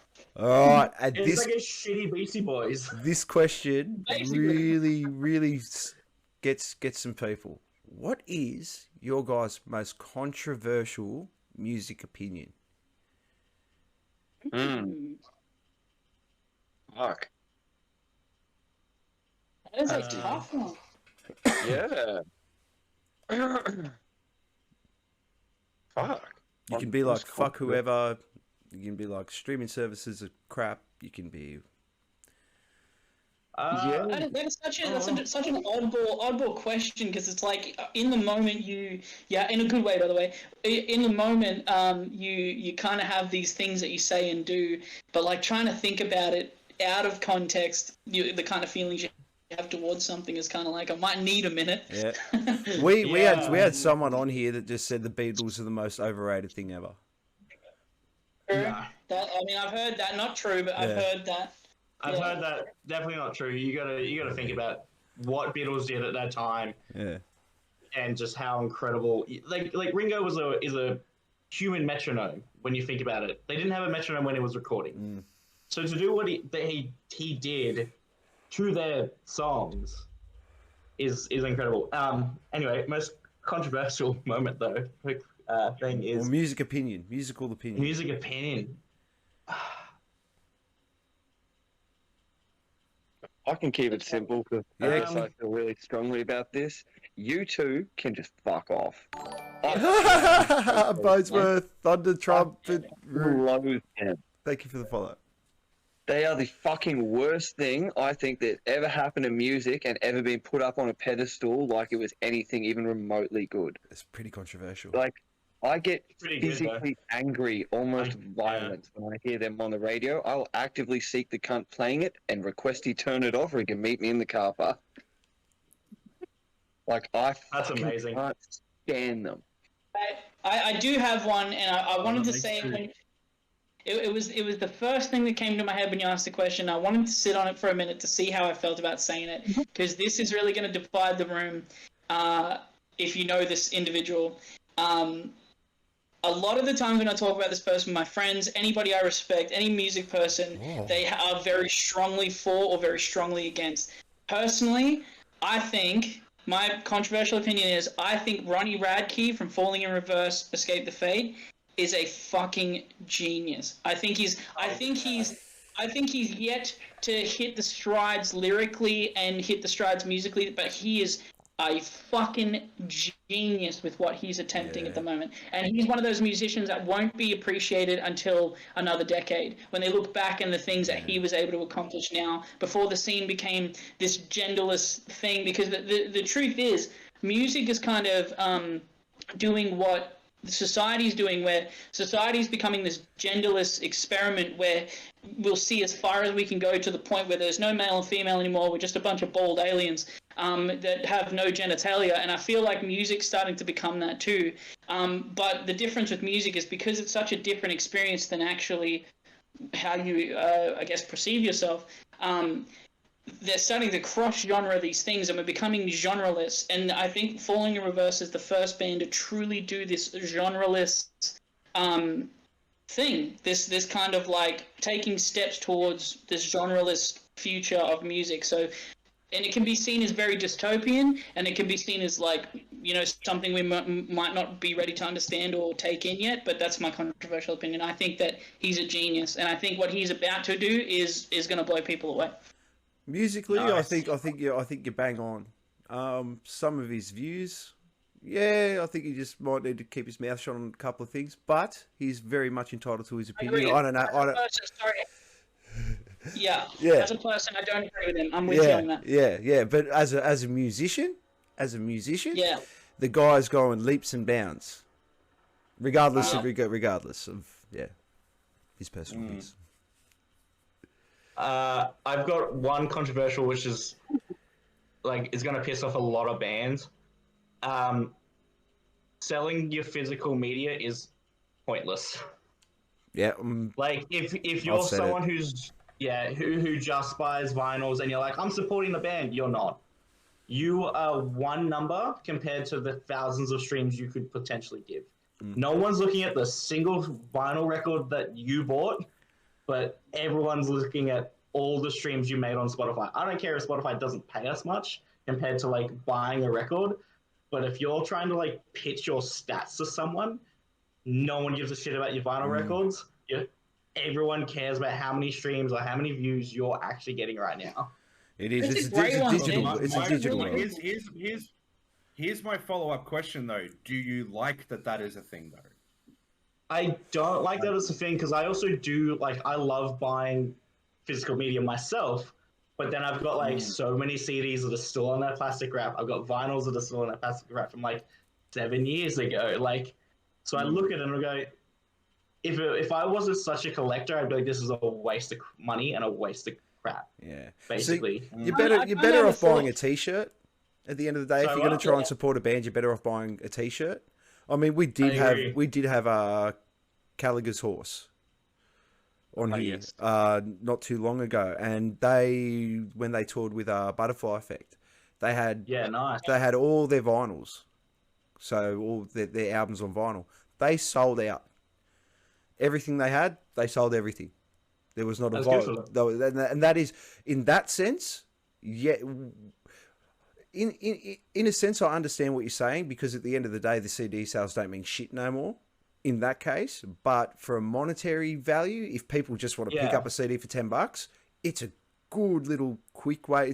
I guess it's the equivalent of buying drinks and selling them at your shop with the markup. Yeah. Like, if you know you're going to make a profit from it, definitely. But if you know you're going to buy CDs, like make CDs, and then they're going to sit in a cupboard for ages, waste of time. Yep. But whether we like it or not, CDs and merchandise for bands and anything in that particular are now becoming a novelty item. And they, I mean, shirts themselves were once kind of a novelty item, but they had a practical use. But these days, I mean, I visited a friend recently that goes and sees bands regularly, and they don't wear the shirts; they hang them on the wall. It is a novelty piece for them; they never would wear it, and it's like that's really cool. But I think it kind of touches on what I was saying before. This sort of genderless society, this genderless music, is that it's now becoming genderless in the way we consume things as well. We're trying to have a one-stop shop for everything we do. We don't want to be male female. We want to be like, you know what I mean. We don't want to be vinyl, CD, stream. We just want to have everything in one place. I think society is trying to move everything into one genderless, genreless thing. Spotify is the beginning of that, you know, and I feel like us as people that have consumed music the way we have, we're going to be the old guys that are like, back in my day, we used to put the CD in. You know, that's by the time kids grow up and Spotify is a thing, they'll never know what it was like to own a CD or how crazy it was to, like, not listen to your favorite band until you went to the store, bought a CD and a CD player, and then put that in, and that's all you could listen to. And if you were cool enough, you had a mate that knew how to burn CDs for you, and you could make a playlist for yourself. These days, you can do that in seconds. You can do it in seconds. You can make a playlist. I can make a playlist while I'm talking to you right now. It's fucking crazy. You don't even have to do that. You just hit the little like button, and it'll start making the playlist for you. Yeah, that's exactly right, man. We're getting to the point where you don't even have to do any of the work, and that's what I think. I think it's going to become like we need to, as musicians, especially in this field of work, we need to kind of like get to terms with the fact that we might think or feel that something is a certain way, and we want it to be that way, and we're passionate about being that way. But we have to accept that if we're ever going to do anything of meaning and value in this world, we need to commit to the way that society is moving, and it is just moving to this genreless, genderless society. It wants to be an all non-stop, one-stop shop kind of thing, you know. So. Well, I think. Well, no, it's true. It's true. They were very good. That was a bit of a longer question quarter, but that was a good question quarter. Jeez. That was good. No, I mean, everything that you guys touched on. This gets me excited for the next part. Oh, yeah. Let's just dive into it, because this next one. Now, there's three of you here, so you get to pick one thing each. So I'm going to hit the cutaway. And we're gonna get into it. Let's get into it. This next segment, for everyone out there just joining in for the first time, this is called the Fuck Off Files. No! Fuck Off Files. Okay. What is it? In this segment, we have the ability to form the world, to form the musical world the way that we wish. I'm giving you guys an opportunity right here, right now. If you could snap your fingers, and in one foul swoop, that thing did not exist in the music industry anymore, what would it be and why? You get one thing each. It can be, and just to clarify, it can be punters, it can be venues, it can be ticket companies, it can be whatever your heart desires. Snap your fingers, it's gone, and why? Streaming. Really? Wow. You'd like to go back to the old school physical days, my friend? Well, so would I. Staying quiet and not really blowing up that last question, because that is really a matter of technological advancement versus how bands make money and XYZ. Streaming fucks us all. Yep. Oh yeah. If we put in the money and we paid for an album to be made, X amount to be printed and sold them and made a profit, that's awesome. At the moment, though, you can do that and not make physicals and put it up on Spotify and never even see $50 fucking. Yeah, well, I mean, streaming pays you that little. If your band's not that big, no one really gets paid out that well for it. Now we'll put it just to put it into a bit of perspective, just so we're not the angry men yelling at clouds that everyone thinks that we are. No. You guys have amassed a very good handful of hits on your Spotify. Okay, that is you've amassed nearly over 100,000 streams, right? Now in back in our day, as much as I hate saying it, could you imagine if you'd sold 44,000 CDs of your EP? Yeah, Because at the end of the day, that's the cold hard fact. If this was 15, if it was 15 years ago, or even 10 years ago, before really Spotify took hold of the market the way it did, or Apple Music or anything like that, could you imagine actually selling 44,000 copies? Because at the end of the day, you brought it out as an EP, so they're going to have to get all the songs in one go. Mate, you guys would be doing, it would be a sustainable venture. Yeah, it'd be great. Streaming's done too. Real quick, is streaming has kind of forced bands now to release only singles. And we're sort of almost falling into that trap by going, instead of doing an EP, it would be cheaper to just do a single. Because it literally, that's just the way it works. We want to get our shit out there fast and make the return on that. If you guys seriously want to play the game, don't ever do an EP again. If you're not, no, I'm being dead serious. If you want, okay, if we're going to talk real talk, fucking the game, the algorithm bullshit, you never release an EP again. You go in, you do singles whenever you have the cash, you release it, you drip feed it, and you do what Oliver Tree did. Oliver Tree is a perfect example of, and for anyone out there, Oliver Tree, you've heard him all over the fucking radio at the moment. Oliver Tree, I'm quite a fan of, and when he was a Spotify artist, all he did was bring out singles. Then he brought out his album. You know what his album was? All the fucking singles on one track, on one little thing. It was just a compilation, yeah. That's all it was. Yeah. That's all it was. But he headlined fucking Splendor in the Grass. Jesus. That's huge. Like, so obviously, that's it, man. You know, that's the inner battle. That's the inner battle that we're all having. That's the conversations we're having constantly. It's like, okay, things are going good for us. How do we capitalize on this? We're having a conversation halfway through it, like, boys, we're talking about how we would have capitalized on this 10 years ago. How do we capitalize in today's market? What do we do in today's market that gets us from where we are now to the next step? And it's like, realistically, do we spend another $5,000 to $10,000 on an album EP, or do we fucking just do the single that everybody wants and get that out there? Because realistically, A, we're giving people what they want. B, we have content. B, we're happy and proud of that content. It's kind of a win-win, realistically. You're just losing that kind of full music experience. We're ignoring and removing ourselves from that full start-to-finish album experience that we all of us here love. Grew up on. It's only because we grew up on it. It's only because we grew up on it. The kids are going to think everything's different, like you said. Yeah. So Nathan's got streaming. CJ. I was going to quickly interject. If a band is really smart with what they do, you play both sides of the coin. It's like understanding that streaming and all of that is an essential tool in this day and age and market and all of that stuff like that. And being the constantly evolving scene for a band to still stay relevant and keep up with what's going on, it is the necessary evil, and no, it won't pay you.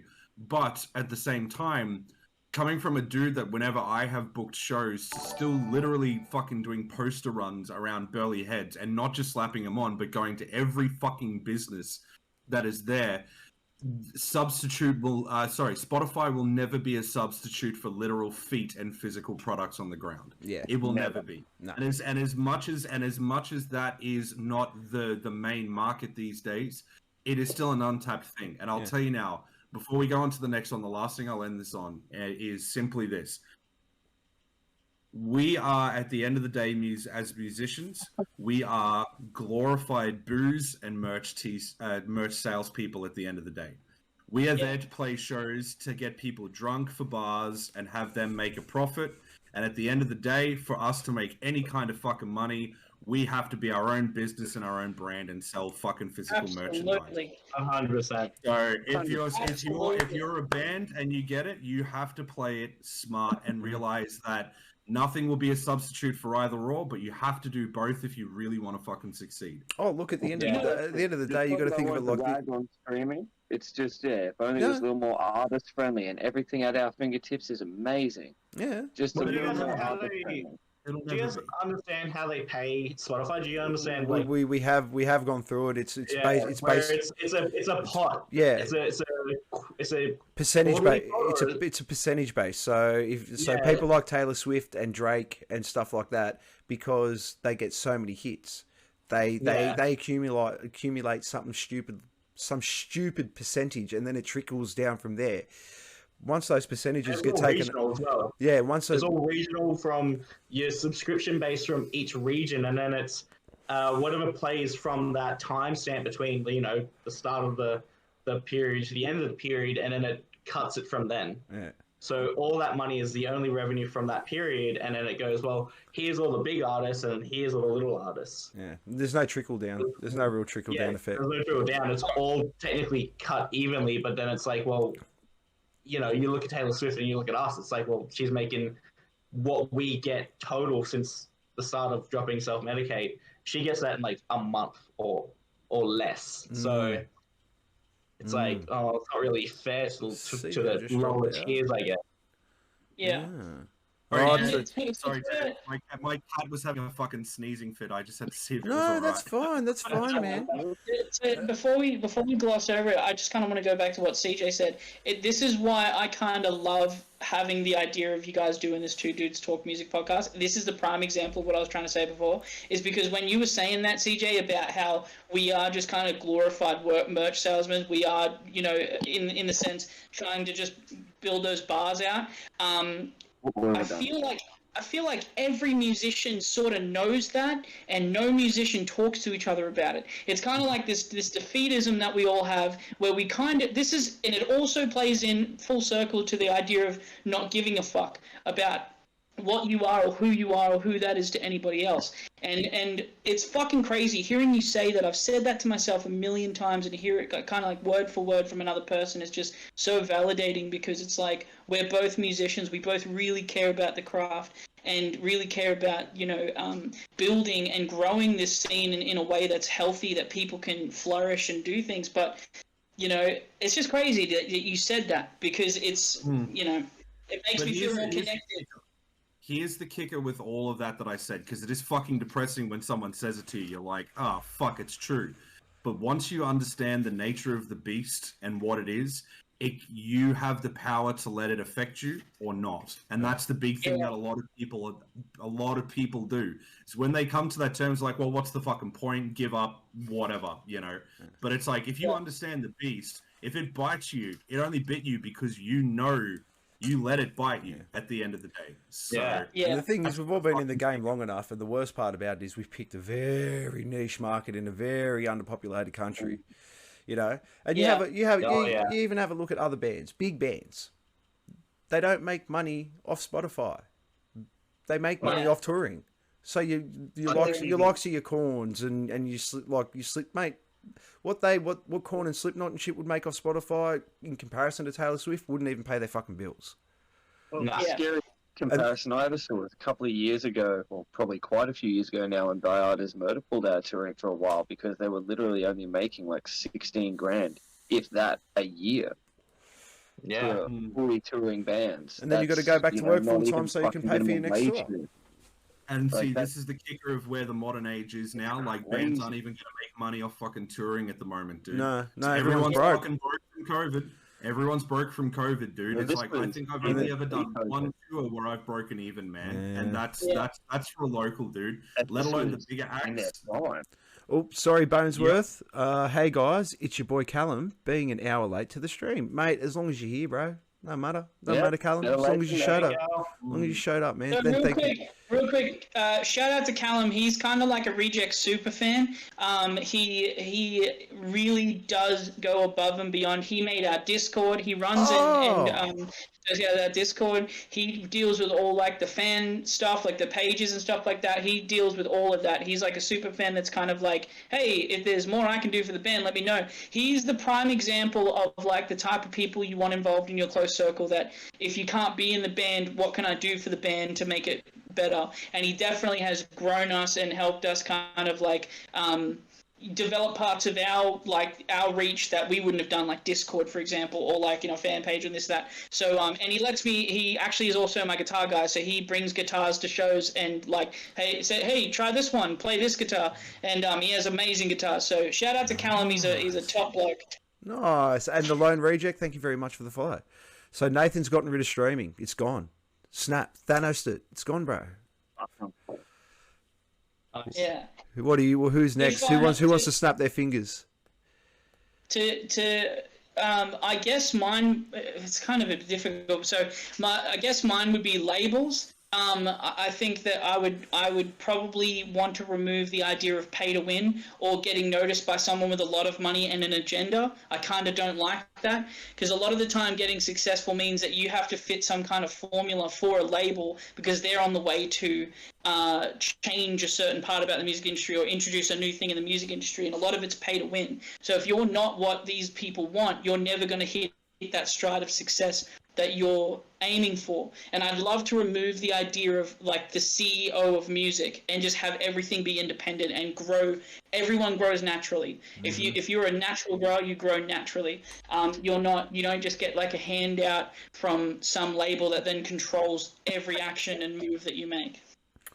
All right, labels are gone. I like that one. Yeah, that's a really good thought process. Level out the playing field. It's kind of a musical a musical anarchist. Yeah. Yeah, nice. For me, it's if you're a venue with a less than 100 people cap, you can't sell tickets at the door. It's got to be free entry, bro. That is something I've thought about for years, and I'm like, if you've got a venue that's small and it's, as I said, less than 100 people cap, run it free every single night. Because you will get more people in, you will get more money through the bar, and you won't get people stopping at the door going, I'm not paying $10 to go in this tiny little venue. I'm going to walk away. And then go to Rick's or wherever that's free. So, man, like, I've seen a lot of venues that just kind of trickle and disappear because of this, because no one wants to go into that. If you're a small free venue, you're going to get more people in weekly, and you're going to build a community so much quicker. So no ticket door sales for anything less than 100 cap.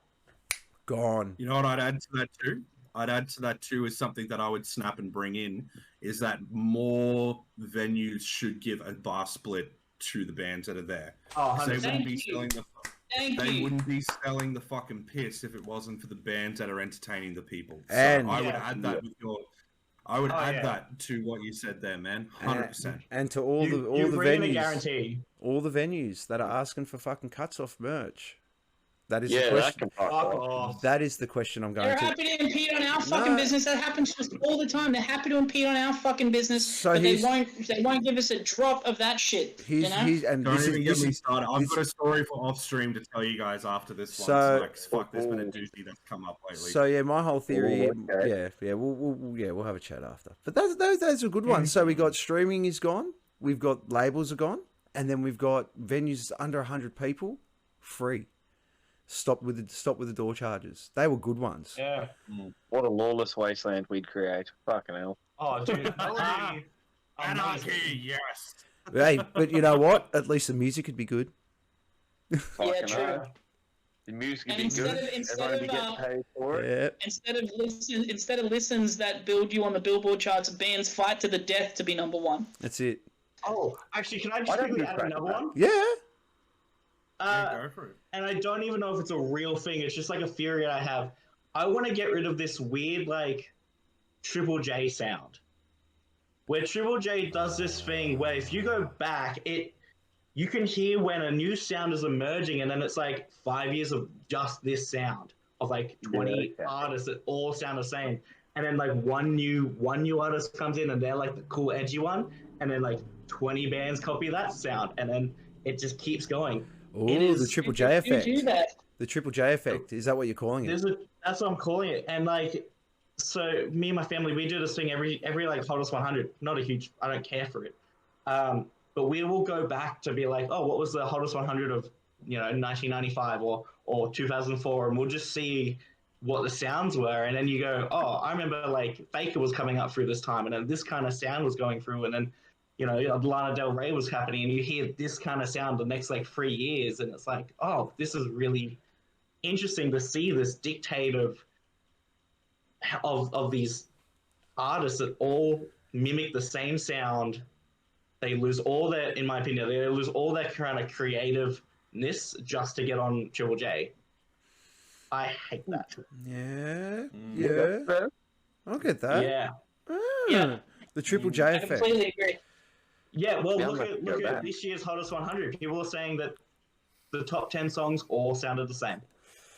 Yeah. Wow. Yeah, but I mean, you really, you got the clubs and shit to sort of thank for that, but I don't know. Well, Do you reckon would that boil down to, if they all sounded the same, it would be the equivalent of, if heavy metal was the most popular music now, those top 10 songs would probably be all heavy metal, and someone else would be having this exact same conversation. But then, like, that's a really good take. That's a really good take. I think you're right. I think it would be the same, because there's people that don't listen to heavy metal regularly that would assume that all heavy metal sounds the same. This is where, as musicians, this is what it really comes down to. It's our job to define what we do separate from everything else. It's such an important thing for us, even just as the Rejects, to really separate ourselves from every other sound. Not because we're trying to separate ourselves spiritually from all the other bands, because we definitely want to be involved in that, but we definitely, whenever we approach music writing or anything like that, it's very much like we need to be that one band in that top 10, the one that stands out, the one that does it differently. Because at the end of the day, and I feel like it's up to the bands at that point. You could It's say up to the genre, bands at that point. Yeah, you could say it's genre based, and I mean, you can't really blame the top 10 for being the top 10 and who they are. You blame the people that voted on that top 10. It's like popularity. Popularity is a pinpoint of society. Yeah. So when things are popular, it's a really bad example, but Andrew Tate. I hate using this as an example, but the mofo blew up like it was fucking like the day they invented fucking sliced bread. Yeah. People had the shits for him. When people need to take a step back and go, why is he popular? It's more you need to look at the environment that's created this popularity more than the whole fact all these 10 songs sound the same. It's because everyone's listening to the same shit. Yeah. It's the population that's the issue. To echo that, it is kind of like in the music industry, it's very much like a chicken and the egg situation, where it's like, what comes first? Is it the people that listen to all the same shit, or is it the radios that play all the same shit that make those people listen to all the same shit, that eventually keep voting on the same shit, that keeps getting played the same shit? It's a never-ending cycle of fucking shit, and that's why I say it's fundamentally up to the chicken to separate itself from the egg. So, yeah, but then you do get bands that like change their sound to get on those kind of shows. Oh yeah, they're sellouts. That's what selling out is. That's literally selling out. Yeah, selling out to just get on that circuit, and it's like, man, like, where's your creativity? Where's your individuality in those kind of circumstances? It literally turned into, I want to make money or try and get famous. Yeah. And it's so obvious when bands do that. It's so fucking it? obvious when bands do that. Yeah. I think to echo it too, it's the circles within circles of shit that happens, and I think the perfect example is looking at if we were to look at heavy metal, for example, and in more niche Australian heavy metal for that matter, y'all would remember a band called Lynch Martyr. They were the big thing because metalcore was huge in Australia The at very that point. first show. The very first show I ever played was with Lynch Martyr. Oh wow. Yeah. So you look at that, and then you go back to what was the in thing before that, and fuck, I just had it too. Was the Aussie hardcore scene, Prom Queen, D's Naughty. Do you guys remember Endworld? Shinto. Fuck yeah. And it's coming back now. Venues having a no Endworld policy, man, because they were that fucking hectic that venues would not let anyone book Endworld, no matter how good it was. PCYC, dude. I was at the PCYC when I watched N-World, and I watched that bass guitarist Donkey kick like a 14-year-old kid into like the shadow realm. That show, right? The fucking heaviest band in the world with this fucking rainbow literally painted on the wall behind them, and there's just people being donkey kicked across rooms, fists fucking flying. You look, okay, so you go back and look at that in the Aussie hardcore scene. Out of nowhere, how many other bands started to jump on that bandwagon because Everyone. that was the in thing? Everyone. That died off. Metalcore then took over. Metalcore then none of them died, but they just took a back burner. Once metalcore was gone, grindcore was in because fucking King Parrot just decided to rule the fucking scene. Jesus. Then after King Parrot, what's been the big thing now? It's deathcore. It's huge. deathcore, Alpha man. Wolf is fucking killing it. And how many bands are fucking doing deathcore now to North fit in with Lane. it? On this The note, thing is, at the end of the day, I think it comes to the fact that it's just like there is a band that becomes a pioneer of a genre that's always existed, that has become palatable to other people that don't listen to that. And that's what causes the shift. I feel like this conversation right now, we have to mention Parkway Drive, because Parkway Drive was that band. Before Parkway Drive came along, nobody was doing that shit. No, they were. They're the everybody was OGs. doing that shit. They were the And everyone was OGs. doing that shit. Yeah, So they the are the question fucking is- OGs. So the question is then, what comes next after deathcore? And it's like, we'll find out. There'll be a band that'll pioneer a genre that hasn't had that fucking fame seat yet. Whereas in like, I feel there are a couple of genres that have never really died, like nu metal never really died. It's coming You back. know, It's coming back. death metal never really died. You know, like there are a few metal genres that were so popular that they still are to this date. Thrash metal's another one. Yeah. Like I have my thoughts on thrash metal, but you know, like I understand. That's a like, whole other people like it. podcast. Dude, we could. But I Yeah. think it's like I think what's indicative of it is that there's a genre that exists. A band becomes a pioneer of that genre and palatable to the everyday listener of that bigger genre, and then they become successful, and then other bands seek to replicate. And all of this comes down to the fact of that. What's the fucking saying? I'm trying to think of it for what exactly it is, but it's just like. If they copy you, it is a sign of respect more than anything than it is insulting. Yeah. What's the saying that goes with that? Imitation is the highest form of flattery. Yeah. Bingo. So that's what it is, man. You know. So and I think with all of that too is it's you look at it with rock and roll, you look at it with all of any kind of genre of fucking music. It is the exact same thing. Tenfold. It's the circles within circles kind of shit. Well, even So Bonesworth has opinion- just chucked in. Sorry, Bonesworth just chucked in that. Imagine the next huge genre it becomes gent. Which I feel like it already kind yeah, of was. yeah. But not in Australia. Jen had its moment. Jen had its moment. It definitely did. But not in before Australia. we Not lose it- really. Yeah. it hasn't had its moment in the sun yet. It will come. Gent came at this weird time where like meme culture was really starting to kick off, in my opinion. So when Gent was coming through, and then that people were trying to capitalize on that through like memes. So like Jared Dines is the main one I'm thinking of, and I'm like, Jared Jordan, whatever his name is. I'm like, he kind of made that genre a joke, and I don't hate the genre. I just think that's kind of how it's viewed these days. It's like let's lower this string as much as we can, just have 1 out of 5 strings and see where it goes. And this is where I will say it's like, you know how every decade has a pioneering band. So you look at the 80s was like basically Metallica as a band. Yeah. 90s was then basically Pantera dominated. The 2000s, I toss it up between Slipknot and Meshuggah. And realistically, since then, the band of the 2010 decades, I still can't really put my hand on one that was the pioneering band. I dare say probably Gojira. But I will dare say that the most influential band of the last 20 years that is still influencing bands is Meshuggah, simply because they were the ones that made it from straight, fast, fucking in-your-face shit to bringing in odd time signatures and doing that to the point. It influenced rock and roll. It influenced nearly every fucking genre under the face of the fucking planet. Was what those motherfuckers did. So, you know, I don't know. I'm ranting it. I'm just doing old man rants at this point. Hey, as far as I honestly think Old man rant is fucking right. that's totally fine. Two that's things. the segment we're at. Rant on. Going back to our original point, I just want to talk about real quick how you were talking about how the biggest genres in Brisbane, or not Brisbane, let's say that like the scene right now are these like deathcore. I feel like that is such a vibrant scene right now. These really heavy bands are such a vibrant scene. I think the success of the Rejects has come as like, for lack of better words, as almost like a novelty palate cleanser, because they'll listen to our band and be like, okay, so the production's kind of fat, you know, the singer's kind of good, the band's kind of good.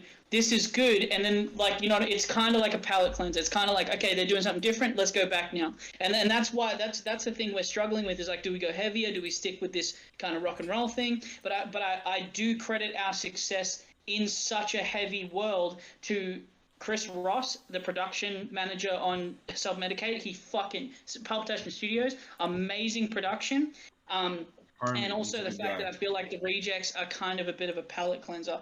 But on the topic of Meshuggah real quick, I feel like Meshuggah gave birth to so many bands, and bands you wouldn't even think of. But like even the popularity of like Queens of the Stone Age, and even though like that they've been around for a really long time, I feel like a lot of bands found their sound and their hit after kind of studying some of the shit that Meshuggah had done. Alter Bridge is one of them as well. One of my favorite bands. I see a lot of Meshuggah influences in Alter Bridge and some of the heavier stuff.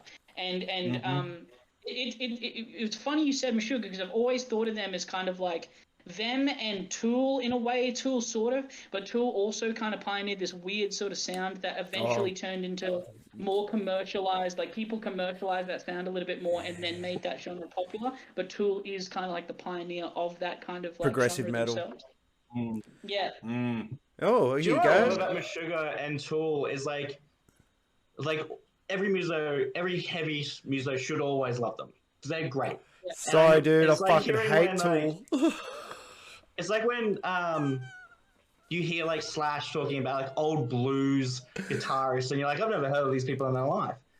Where it's like, well, this person, like musos at that time, loved them because of what they were doing. Where Meshuggah and Tool are the same kind of thing, where it's like, if you said to any random person, like, oh, what's the biggest like heavy metal artist in the last 20 years? They'll probably be like, I don't know, Slipknot, Metallica, and you go, well, who's the most influential? And they're like, oh, no, Slipknot, Metallica, and you go, well, not really. No. It's still like Meshuggah, and it's still like Tool. all these other ones that no one else really thinks about. No, Whereas all these like guitarists and stuff go, well, yeah, no, of course it's them. Yeah. Of course it's them. Whereas like People- they're not in the general public as much as the others, and it's like really annoying. No. And the funniest thing in the entire world is going to a Meshuggah concert and watching people trying to headbang in time.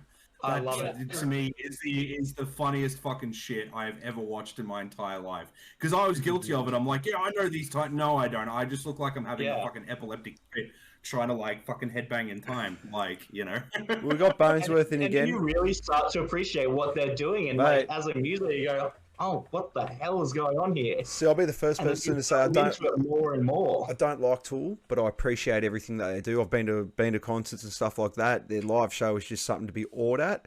It's just if I'm sitting there, it's not. They're not the band I'm going for. Of course. But that's me with Perfect Circle. I was I I love a Perfect Circle. I can't stand Tool. Make sense of that. the best project Maynard ever did was fucking Pucifer. I remember that. Far out. That was ages ago. That was cool. They still, dude. Have you listened to like their last 2 albums they've dropped? Oh wow! It is the best shit that Maynard has ever fucking done in his entire goddamn career. I know what I'm doing tonight. Far out. I'm getting pickled and listening Seriously, to that. Man, Money Shot was fucking incredible because it went from he started that as a DJ project to like a little solo thing to the fact that it's a fully fledged like 6-7 piece band now. Wow. Dual vocals. He's got it with another chick as well. It is fucking amazing. Like the album Money Shot was that changed my life. Wow. For 6 months, I think I listened to that on repeat, bro. Wow. Not the biggest Tool fan. Perfect Circle, kind of, it's cool, but Pucifer, man, that shit. I'm That finding was it. life changing for me, bro. I'm finding it. Okay, bye, Yeah, man. do it. I don't know. Money Shot is a really good fucking So we got Bonesworth. Feedback. He's chucked in with 2 comments. He's gone, let's just get 8 strings, put them in E standard, and bent entire steps on the 8th string. Oh my god. And then he put down. I feel like Meshuggah really pioneered the use of 8-string guitars in metal, in his opinion. Oh, fuck alright. There's no really, they did. Yeah. I I think I think Periphery for me personally. I think bands like Periphery and Animals as Leaders. They were really the next step. But I think a lot of people look at Gent and think it's very intimidating. Yeah. Because you need to be kind of good. You can't like I have like we were talking about the whole band sounding like each other, and like that one being the focal point, and sort of everything falling around that and imitating. I don't think it's so much that. I think it's a lot of drunk musicians going to shows, because I know this is how a lot of bands start. It's like, we can fucking do better than that. Let's fucking start a band. Let's fucking do it. Let's fucking do it. I definitely have to agree. I feel like there's definitely an element of like there's cockiness. People do a certain genre because they think they're going to be the best at it. They're 100%. You should. But it makes you work harder. An egotistical thing. If you're going in at the top, you 100% need to think that you're going to do the best version of whatever you're about to do. You know what I mean? You have to have that. There is healthy ego. Like when we find our sound, when we get to the point of like really developing what we're truly here to, the message we're truly ready to send, when we reach that peak and we ride that peak, we'll be in that headspace of like, we are now. That's what I'm going for. I'm trying to be the best version of whatever we're supposed to be eventually. You know what I mean? And we're just working towards that. It's a grind. And I feel like that's a healthy ego to have. Try and be the best version of whatever you're trying to do. Man. And don't let other people and other bands kind of, because there's been many times in my career where I've let other bands kind of like diminish me, and like I'll watch a gent band and watch how talented these guys are. I'll watch a really heavy band, and Nathan and Levidius, like I was so just at awe at how amazing he was as a frontman and how he would get a crowd together. It was like, even though he's my best friend, it was like I was still intimidated and also inspired by him as well, and how he was able to transition from bass to vocals. And he was trying to be the best version of whatever he could be in that genre as well. So there's definitely a healthy ego there that you need to have. You need to. Sure. Otherwise, you're never going to go anywhere. You're just going to go, it's good enough. You're never going to work harder towards anything. It's a weird chemical mix a musician has to be of equally not giving a fuck, but also giving so much of a fuck that it hurts. Yeah. The only thing you give a fuck about is music. All right, guys. And having strength in your confidence to do it. Yes. I'm gonna watch it. I'm gonna watch that after. Guys, we're running into a bit of OT now. So let's do you guys double time or what? No. We just people have work and sleep and yeah. But yeah, I mean we can talk still if you want. But yeah. One thing I want to know though, what's coming up? Have we got any shows lined up? What have we got?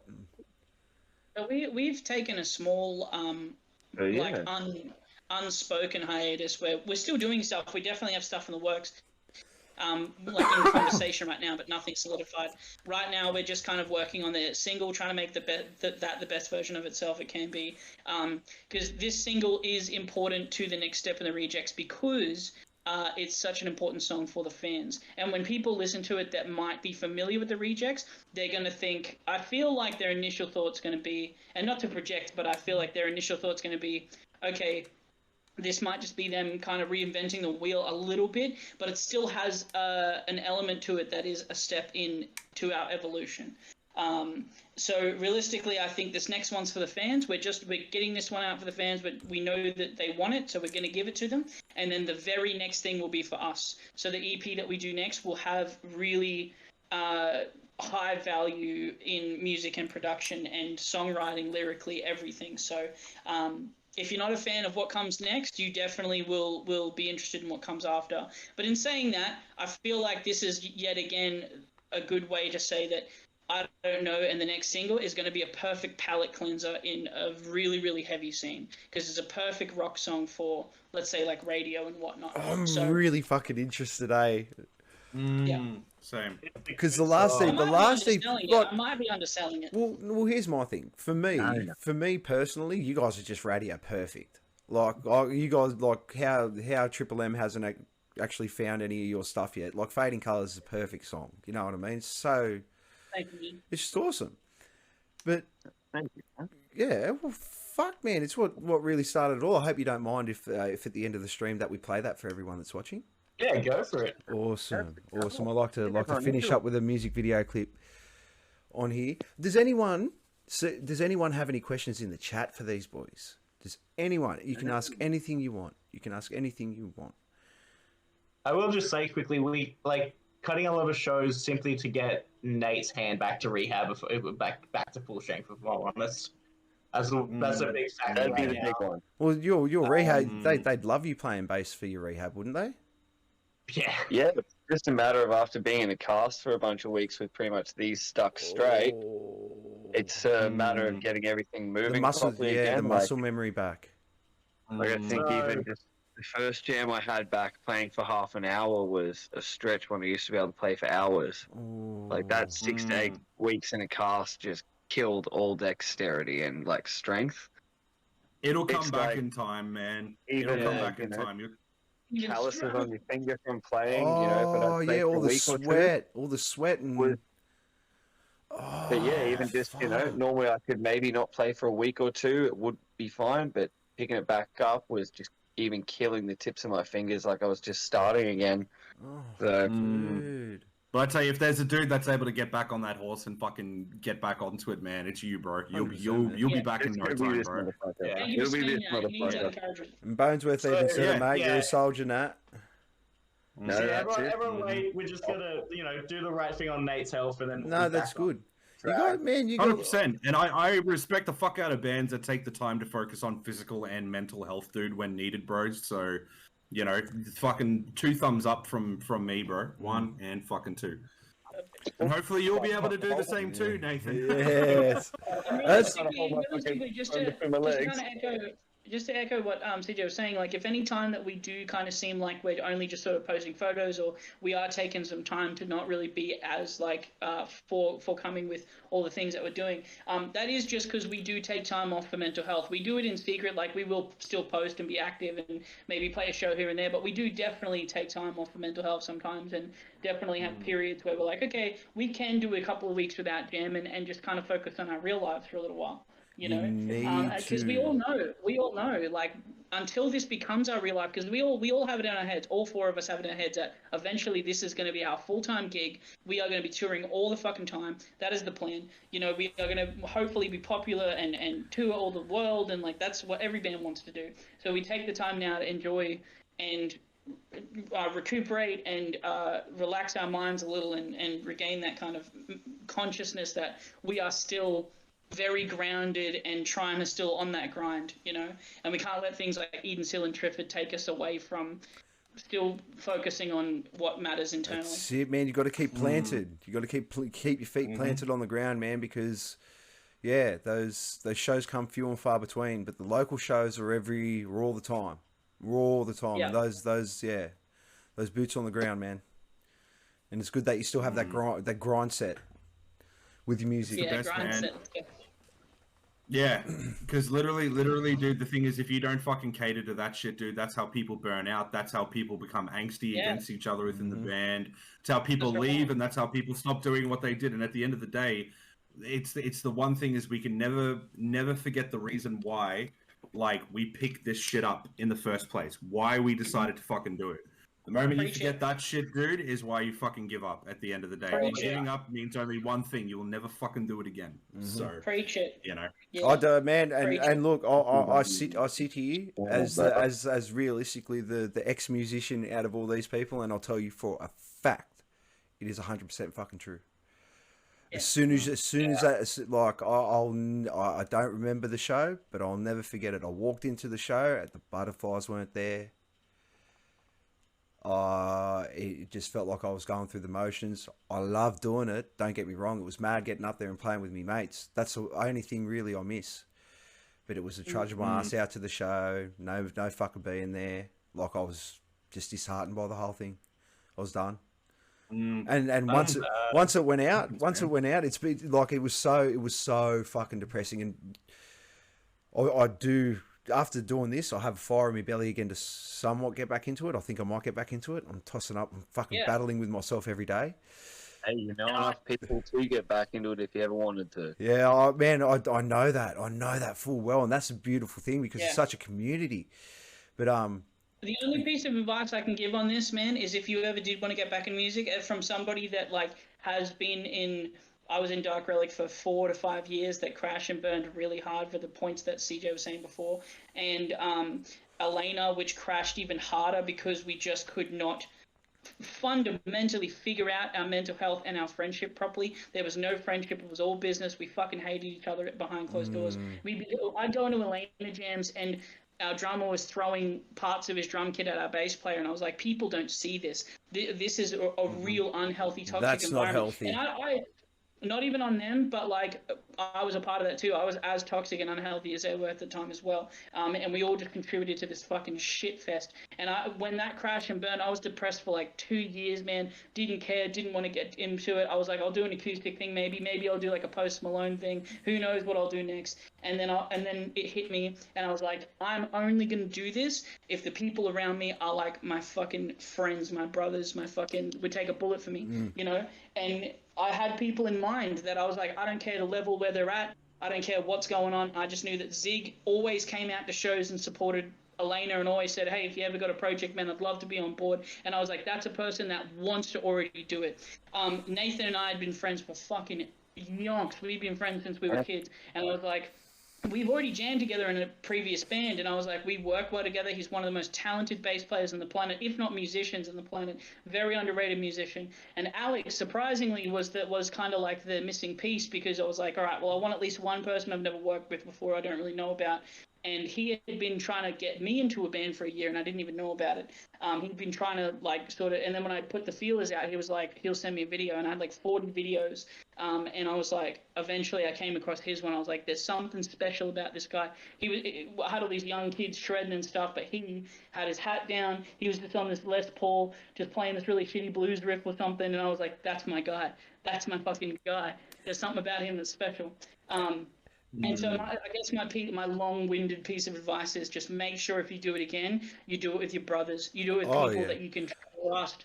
You make it your project to begin with, and then open yourself up to letting other people really take shape and put their piece on your work, you know. And eventually that turns into a really great, flourishing environment. Well, that's one thing I will say. The band never ended on bad terms. Do you know what I mean? Like we still hang out regularly. We're still brothers. Like, and the weird thing was, I caught up with them a couple of months ago before I got my Bell's palsy and that, which is fine now. I'm all good. I'm back. And I had a couple of cans, and it came up, and I just said, oh, what would you say if we sort of decided to maybe start something? Just, oh yeah, sweet, let's go. So it was all like now. I'm just like, fuck. Do I do this? Do I do this? Do I do this? Yeah. The big thing to echo Ryan, and always I will say the step before who you pick to do it with, man, is that you 100% want to go back and do it, and it's a time where you're allowed to be selfish, man. Is do it for yourself. Oh yeah, 100%. Because at the end of the day, 100%. that's the big thing. That's the big thing. Because so many people I've seen come back and then they'll burn out again 6 months after it and be like, they weren't doing it for the right reason. And the right reason why we all do music is, at the end of the day, we do it for us. It's a self-fulfilling thing that we all do for ourselves, whether it's fulfillment of helping us with self-confidence issues, whether it is a creative outlet, whether it is a whole bunch of list of reasons, or an amalgamation of everything with it. You have to do it for yourself at the end of the day, and you have to want to do it for yourself. If you don't have that, then don't do it. That's all I say. I will say though, after doing this and doing the gymnast stuff and all that, it is so fun sitting on the other side of it. It is. Do you know what I mean? And this deep down inside, the weird thing is, this is the only thing that's holding me back. Do you know? Because I love doing this so much that once I want to try and make this sustainable, where I can pour more into it. So I think the one thing we all have in common, and sort of echoing what CJ said, is definitely like the needing to make sure you do it for the right reasons. I feel like a big thing for us, the people that come back and stay back, is because we have something called the itch. You know, like I like to call it the itch, the thing that, like, no matter how long you're depressed and sad for, no matter how bad you burn out, you have that music crack itch in you that's like, I have something more to give. You know, if you have something more to give it 100%. You know what I mean? So I have that itch, and I've never been able to let go of that itch. I'll sit there with a guitar and I'll write something, you know, like if I'm not in a band, I'll just be writing shit for the next band because I've got that itch, you know? This is my itch now. Chasing the dragon, man. This is my itch now. That's And right. Bonesworth, Hey, again, man. Bonesworth, as someone who has had the privilege to hang out with TaylorMade Rejects a lot, especially Ryan at work, TaylorMade Rejects is easily the tightest musical group, friendship-wise, I've ever seen. Love the boys heaps. And that's the one thing I was going to say. The fact that you guys take, what CJ said, the fact that you guys take the time to give each other space to get your mental health in order. And one thing that I really appreciate what you said, Ryan, is that you guys have normal lives. Yeah. And Big that's man, this is one you might practice once a week and play 1.5 hour show. That's it. Yeah. It accumulates to about 2 to 3 hours, and we'll throw travel in there, maybe 4 in a whole 7-day period. Like, the one thing that a lot of bands I feel like let slip is you can't be in it. Look, at the end of the day, we sit here and complain that it's pay to play, but we chose, unless you're a singer, realistically, you chose to play an instrument. Automatically, your hobby was pay to play. Yeah. And You're right. You are right about that. And it's so, and it's an unfortunate thing, but and I understand why musicians get pissed off when they don't get paid. It's because people don't understand. You think, oh, you picked up a guitar and you learnt it. No, that's thousands of dollars in lessons. That's time at the studio. That's time at this, time at that. Thousands of hours of practice. Yeah, Yeah, there you go. And people take that shit for granted. And after doing the band stuff and now doing this, I got so much respect for local bands that keep the grind, man, because it's negative dollars. Yeah. Always. It's Like, CJ will understand this, and I love this, and I always talk about this to other drummers. Like, we have the dumbest instrument and the dumbest pay-to-play kind of system because we spend $500-$600 on a metal disc that we hit as hard as we fucking can every week. We pick the most logistical nightmare fucking instrument to play. And we might be the loudest motherfuckers, but we're the ones that have to load in first. We're the last cunts to fucking load out for every gig, every fucking rehearsal. If one thing goes wrong, I remember there was one show, I forgot my hi-hat clutch. The thing is this fucking big, and it is like the most essential thing. Everything on that fucking instrument is essential. It's like, look, if a string breaks in a guitar, you can still finish the fucking set. If an amp fucks out, you can go get another one. For a drummer, we are stuck up shit creek if something goes fucking wrong. So if your drum head and your skins break, you're done. Like, that's it. I've seen it happen. Foot pedal goes straight through the bass drum. That's it. Like, Actually, no. I counted that and I completely fucked it. In one show, I broke a bass drum skin, and literally we quickly flipped the bass drum around because the hole was big enough to put a microphone in. So we flipped the bass drum around. And then the snare drum skin fucked out 30 seconds later. And we literally flipped the snare drum. By the end of it, it literally looked like someone had been fucking put to the post and fucking had just shot it because there was just dints everywhere in the cunt. We can get around some things, but there are other things that are fucked. So yeah. And that's the thing, Like an animal, CJ. Yeah.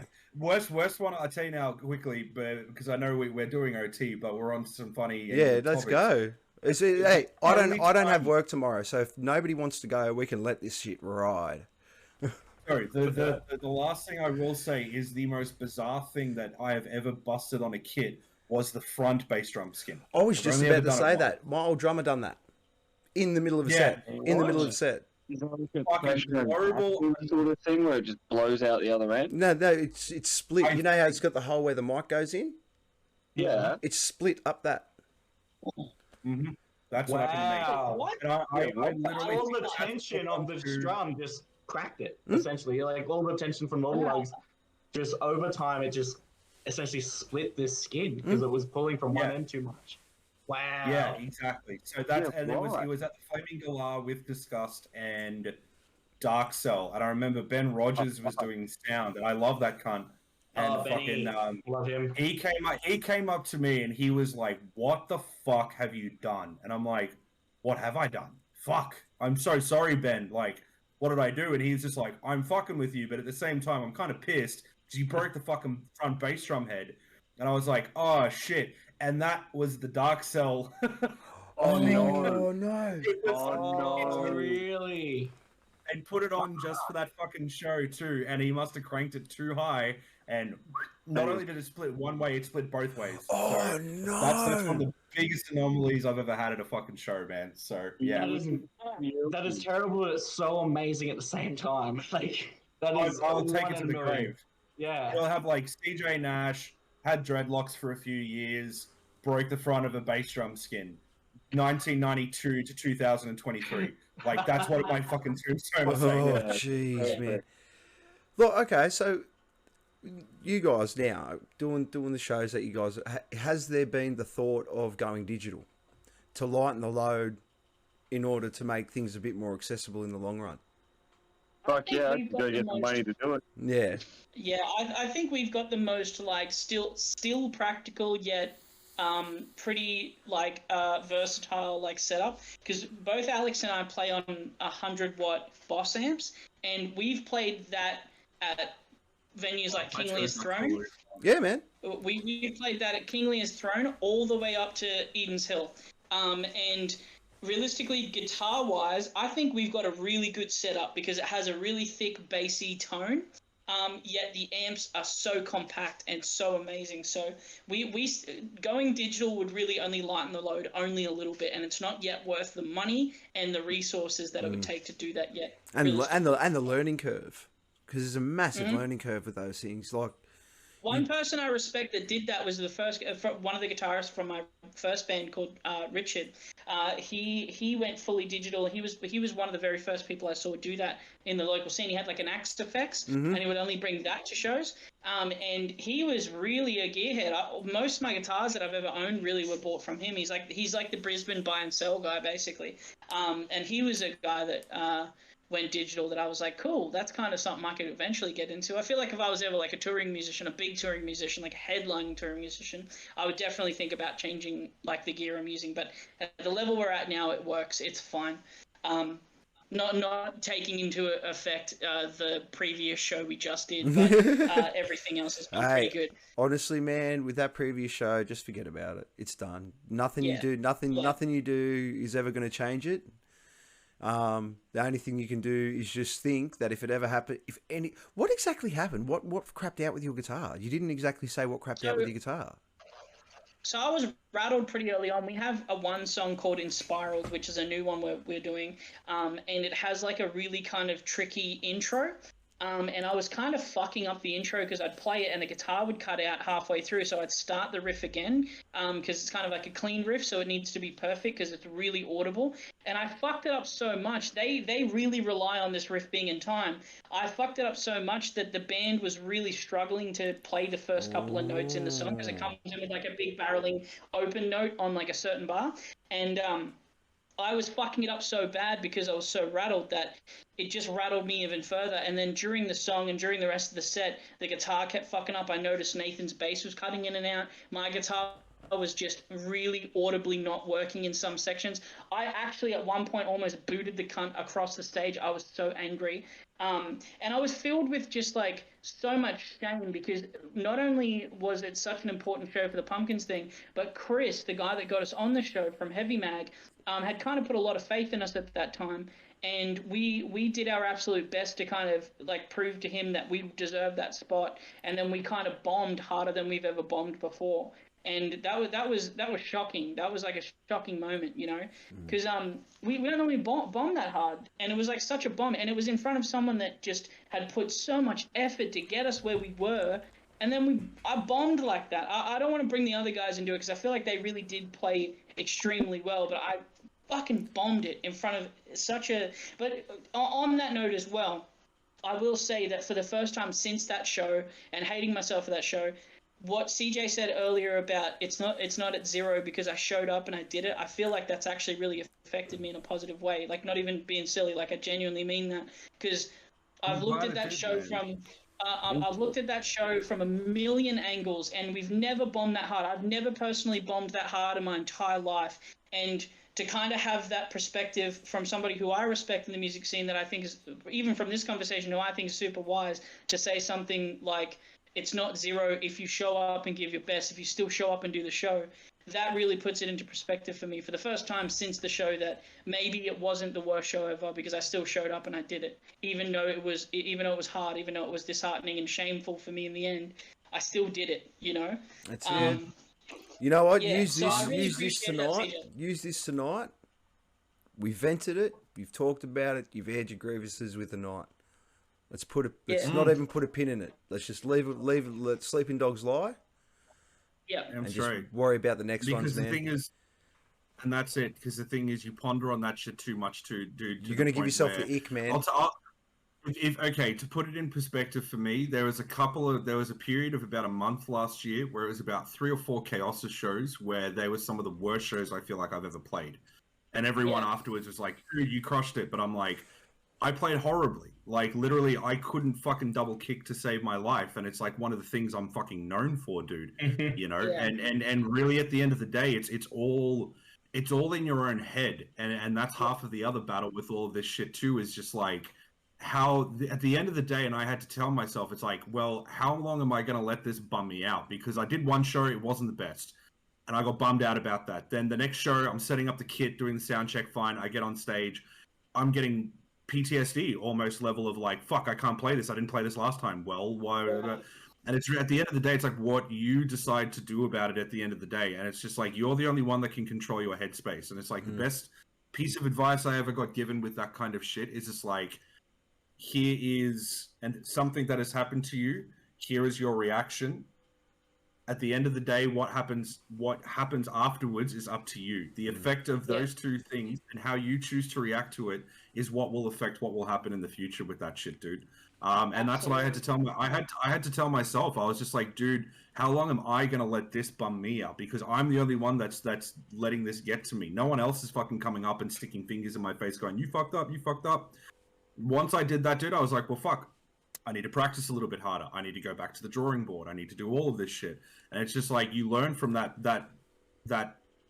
period in time, for me at least anyway. And it wasn't even that fucking long ago, dude, you know? So, you know, and that's the best thing. If anything ever goes wrong at a fucking show or anything happens, it's like you're responsible for the outcome and no one else, you know? So it's like whatever you choose to do with it, it's how you grow and move forward from that shit, dude, will define what happens next for you, dude. Well, I mean this genuinely. I feel like that advice has really, like, I feel like it was like a key phrase in the like cesspool of thought I was having about it that's helped me, genuinely already started to help me overcome that. Because I can be strong and say, yeah, man, I don't give a fuck, whatever. But as someone who's very proud of what they do and someone who works so hard on what they do, it really was defeatism for me. I definitely felt like, fuck, man, I bombed. Not only that, but I felt like I let Chris down, I let Heavy down, I let Rebel Radio down, but most importantly, I let my band down, I let my boys down. Because they rely on me to be the front man. They rely on me to bring the action. I've got to be at 100%. If I'm not at 100%, how can I expect them to be at 100%? You know what I mean? But the legends that they are, the absolute fucking legends they are, they powered through. They were very encouraging. You know, like Ziggy's thought on the night, like the first thing he said was, yeah, it was a good night. And that train of thought is like, he doesn't take away all the negativity that I do. I'm the only one carrying that and harboring that. You know, and I feel like what you said tonight was such an enlightening phrase, a key phrase to helping me overcome that. So genuinely, from the bottom of my heart, man, thank you so much, because I feel like it's definitely put it in perspective for me. It means a lot. I'm glad we did this. Hey man, I say this to anyone, dude, and I genuinely mean it. If anyone is ever going through shit, like, don't ever hesitate to call me, dude. And I say this to everybody that I know in the scene, whether I've met them for 5 minutes, I've known them for 5 years, or fucking 20 years. Don't hesitate to call me, bro. This guy's a lifesaver. This guy, CJ, is seriously a lifesaver. He's come in, he's helped out with his hosting duties, and just, yeah, he's so in tune with the scene. He knows his stuff, man.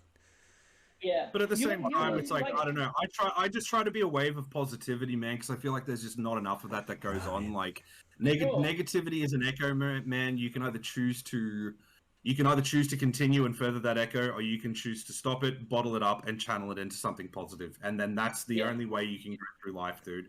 So that's very wise. Never. And I feel like this is maybe it's a drummer thing, but I feel like Ziggy kind of does that too. Like you and him have a very similar view on how to find the positive in it. And I think that also comes from his parents, because shout out to Ziggy's parents. Ziggy's parents have been to every single show we've done, and That's they are literally like they I couldn't even begin to explain how much I love them. We used for Self-Medicate, the album cover of Self-Medicate is actually a painting which is behind Ziggy now. Yeah, I was just going to say. That's the painting his dad did. And I was like, that's sort of like we need to use that. You know, there's more of a story to that we can get into maybe, but and you can get like, we need to. You can get that full story on Beer Buddy. Yeah. Shameless plug. If you want to know the story of the album cover, go watch the Beer Buddy episode. But yeah, so I mean, his parents have been just as much as of the process as like we have almost. They're always there, always encouraging, and I feel like that's definitely trickled down to their son. And that's why I love having Ziggy around, because he's such a positive light, and not just a positive light, but just a very constructive sort of like wisdom. Constructive wisdom is probably the best way to put it. I feel like you have also kind of enlisted that tonight and shown me that like there's always a way out of the darkness in a way. There's always a train of thought that you can have that can get you out, and you just need to find that, because if you're just wallowing in the negativity, you'll stay there. You need to look for that thing. You need to talk to other people. You need to talk to other. Talking to you tonight is kind of like, I know you've been through that, and because you've been through that, you were able to give me wisdom that I've never really had to experience yet or gone through, and I'm gonna then pass that down onto the next person. You know. The only other piece of wisdom I can say, man, is like, it's only been what you classify as your worst show so far, and I know it's such a fucking terrible, shitty thing to fucking say. It is such a negative thing, but it's just like, dude, there will be bad shows down the line. There Comes with the always territory. are, and there always will be. You get bad days. Yeah, you get bad days at work.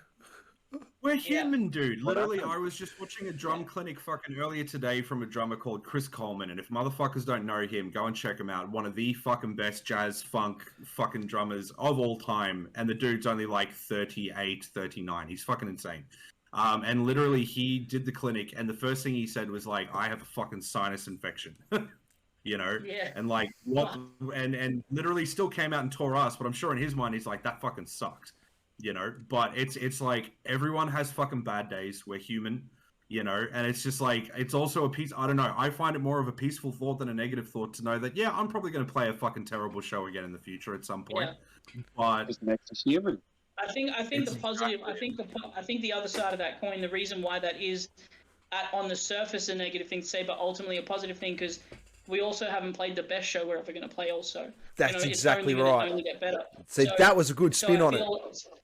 So I feel that's what I get from what you said, is that like, I don't see it as a negative thing. I see it as like, don't see everything you've done as the best and worst. You're still on your way to those things. You know, you're still going to experience those things. I'm sure we're going to experience low lows and we're going to experience high highs. And with that in thought, when you step out of your own shadow and you look at it from a third person perspective in that way, it is enlightening, and it does kind of help you travel through the darkness a little bit without sounding too cliche. But it does help you travel through the darkness of being a musician and succeeding in great ways and failing in great ways, knowing that you might not have done your best yet, and you might not have done your worst yet. So that's the way I see it anyway. As I said earlier, man, once you understand the nature of the beast, if it bites you, it's on you. At the end of the day, just got to learn how to pat it. And that's something Nathan. Surprisingly, that's something that's the type of constructive criticism that Nathan gives. You know, that's why I love Nathan and Alex, because they're kind of more in that headspace as well. That like, you know, this is a game we're all playing, and sometimes you just fucking lose. Sometimes it's just game over and you got to start again. Sometimes that's just the case, and you just need to pick yourself up. Nathan, I went home with Nathan that night. We drove back home together, and the whole time he was doing nothing but like filling me with that type of like constructive positivity, you know, and it did help me kind of like immediately not kill myself over it, like literally just fucking hate myself. And then to get to a point where I am sort of okay but still affected, and then hear what you've said, it's kind of like close the book on it, like Carl said, like it's closed the book on it now, it's over. You know, I don't have to feel bad about it because I know that I can move on from it now. So that's it. And the last thing you want to do is carry that last show, man. The last thing you want to do is carry that last show. Like CJ said, when he played bad that first night, he carried that into the second night. He carried that into the and problem. What do they say? We wear what's that old Greek proverb? It's we wear our friends' problems on the front, but we carry our own problems on our back. And we never we deal with everyone else's problems at the front because we can see them. but we carry Yeah. more and we carry more. And if you keep on, if you don't lighten that load, you're going to carry it into the next show. And that's when I start saying you start giving yourself the bad juju, and nobody wants bad juju. That's right. Literally. And I feel like every local musician needs to hear it, man. Any musician, any artist, anyone that's doing something out of the norm, that's putting themselves out there, open to criticism, open to the public to interpret. I feel like they definitely need that type of advice. And like, maybe it's just been a long time coming, and such an easy thing to think that you should already know. But when you're told by someone who you respect, that's also wise, that's also been through it, you can say, yeah, there's a point to be made here that like, shit doesn't stay shit forever, and good doesn't stay good forever. This too shall pass, and that's how we got to live. When something's great, this too shall pass. When something's shit, this too shall pass. You know, eventually things will just even itself out. You know, I'm sure. It's just a moment. When in peace, prepare for war, and when in war, prepare for peace, man. Yeah. It's just a moment. That's all it is, man. Mm-hmm. But gentlemen, I've got to say this too. I've probably got a duck. It's fucking late. Yeah, man. Well, before we go, we'll do our little sign off. going? No, that's fine. We're gonna round it off because we've hit the 3-hour mark. Before we go, guys, any quick words of wisdom, and we'll talk about CJ's stream coming up this weekend. Don't tase yourselves, kids. Don't tase yourselves. I like that one, Nath. That's a good place to Saxophone fucking cheaper than start. the drums. I'll tell you that. Saxophone would be cheaper than the drums. I like that. It's very wise. Yeah. And I guess mine is just what we've been talking about. This too shall pass, which is just a fancy way of saying what CJ said, which is you're not zero if you show up. You're not a zero if you show up. You know, and that principle belongs to everything in life. If you're a father, if you're a mother, if you're a lover, if you're a fighter, if you're a musician, an artist, anything, you're not a zero if you show up. I like that. That's cool, man. I like that. And CJ, you have. Two dudes talk music. We're going Oprah. Fuck Man, yeah, no, cunts. this is just. Yeah. Hey, dude, we got to. to. It's got to be a platform for everyone to realize that musicians are people too, and we all have thoughts and feelings that don't just project through our music. We actually have them that we can talk about. Yeah. And not just through our music. Exactly, Crazy, right? exactly. We get it, and a bit of acknowledgement to the local scene is well fucking deserved, considering the amazing stories. And my piece of advice is, if you want your band promoted for free, tune into the local band Smokeout Australia streams every Sunday via Twitch at 4:20 fucking PM. That's my piece of advice. Ah, that's When beautiful. we getting on it? That's a Yeah, great no, piece we- of Hey, advice. no, We've got a really. mate, just send We've through the got a post really- on the Facebook and put both your video clips Yeah. down. That's all you got to do. For anyone out there, all you got to do, head over to the local band Smokeout Australia. We Australia. play every submission. Every submission, whether you submitted the week before, doesn't mean shit. This week, I'm really excited because it's a really good buddy of mine from a band that's now called Exotic Potion Cookies from the Wide Bay. They're from Bundaberg. Okay. Alex, the dude that was in it, used to be in a band called they went through a few name changes, but it was basically Odysseus. Then it was Odysseus Reborn, and then they went back to Odysseus. Yeah. Yeah, they're like Alex is like one of the most seasoned, bleeds and fucking does everything for his music kind of dude. Like he's almost a fucking soulmate with me, dude. Because when we talk, we get fucking deep in phone calls and shit. You know, I've seen some shit go wrong for him. I've seen shit just go absolutely amazing for him. And that dude has some serious fucking touring stories and shit that he's even told me. So, you know, respect to the dude. I'm really excited. He'll be jumping on about halfway through the stream because he does also teach. He's got a student concert on that afternoon, but once he's done with that, he'll be jumping on with me and Luke, and we'll be talking shit. I know that the Void Matter boys, the day before at the studio as well, they'll be doing, they're shooting their new music video down there on the Saturday, which is fucking dope. So yeah, a lot of shit going on this weekend, and the stream will be really fucking good. And then I wanted to save it for a stream like this, but I can officially announce I booked the date, and it should be out in the first or second week of May. Is that I will be doing a half album cover in one take, and the album is Deconstruction by Devin Townsend. No. Any motherfucker that knows that. So I'll be doing that in one take.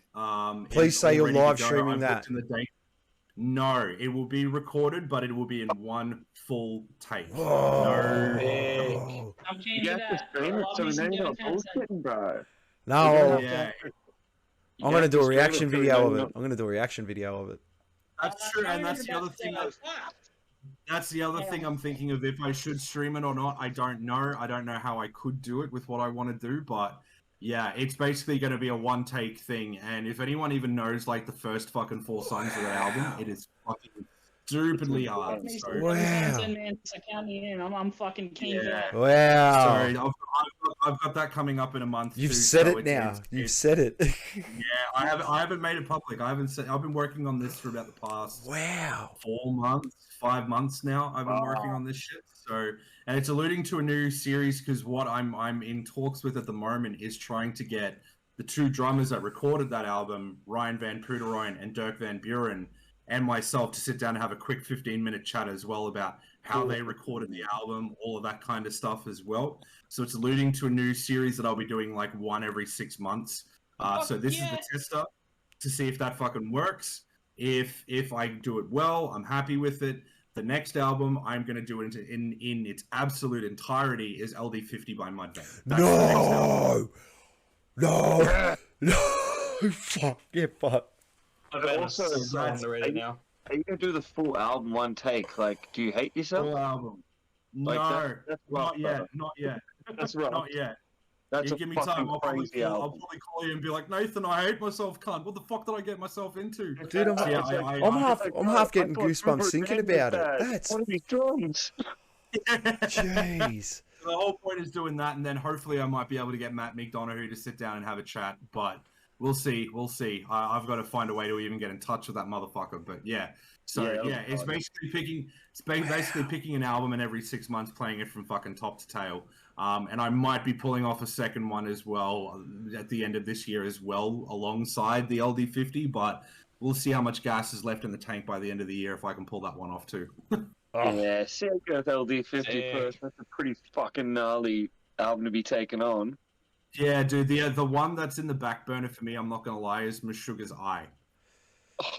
I don't know if any of those are easier than the first. Yeah. Wow. Yeah. Jesus. So we'll see. But the first You one gotta- is playing the first 4 tracks off Devin Townsend Project's fucking Deconstruction. It's 35 minutes of fucking chaos. Let's go. When that comes out, I want to get you on Beer Buddy, and we'll do a sit down and we'll dissect the 35 minutes. We'll just sit down, drink beer. Yeah. We'll go through what. Yeah. I really want to get into that. That's going to be bad. Crazy. Done, dude. Done, dude. So yeah, to see you do that, bro. mate. That's my sign off. Is Far out. Oh, nothing. Yeah. Fucking Well, don't forget, I'm so guys. excited for that. What a way to advertise. Don't forget, guys. Seriously, local band Smokeout. If you are in a band, you can get all your stuff played there. It's free exposure. Just go and do it. Seriously, you won't be disappointed. You can watch. You can talk. You can jump in the chat. Everyone gets to vote afterwards. You get put it's a really, really, really good crisp setup. I really got to say, they're doing good things over there at local band Smokeout. Thank you. Likewise to hear. Fucking get your follows in for this. Yeah, man. Get your fucking Come on, man. this shit going. We got two. All We your got one gym double shit. pass to give away on this, and then we've got another 2 double passes to give away on Beer Buddy. So if you get over there and head over and watch that, you can also see the Tailor Made Rejects episode that I've done there, and you can see the mad chat we had with all four of them. So we had Alex on that one too. So Special. the new little Had us all. sign off that I got. Raf, we hope you're having an amazing time in the US, mate. We're missing you. Wow. We love you, Alright, Ralph. mate. We've Love seen ya. the photos. He's having a good fucking time. Yeah, he is. He's at Disneyland today, I think. Lucky bastard. Yeah, Happiest- he was. Happiest place on earth. That bastard. But in saying that, since Raf is away, I guess the world's opening up again. COVID's not over, but we're free. We're free to go. We're free to go out and see shows again. So get out there and do it. I'll add one last thing while you're saying that we're free. You know what fucked me the other day? And I didn't even click until Paris fucking said it. We were in Aldi and we're in the fucking lines and all of that shit. And the plastic fucking screens are lining down. thing, the screens are gone. Is that Yeah. not the sign that like I fucking can now life has gone back sneeze to on normal? people like I used to. That's it. That's it. We can spread our germs again like normal people. But yeah. So yeah, COVID's So the world is back to normal. the world is back to normal. So get out there, go see shows, go do stuff that you want to do, go do stuff that you love. And like I've said the last couple of weeks, fucking sing, dance like no one's watching, sing like you're in the shower, and love like it's the last day on the planet. Go out there, enjoy yourselves, create, and be the best person you can be. We'll see you all next week. I don't know exactly who's on next week. I'm working on it. But it should be Rejects, we're coming back. Yeah. We're coming back, motherfucker. I'm 99% sure I have the lovely punk outfit that are PhD. They should be joining us. Oh, nice. Yes. They are awesome people. I've had them on Beer Buddy before, but they've been nice and busy too, so we want to get the skinny on that. And they're just awesome people.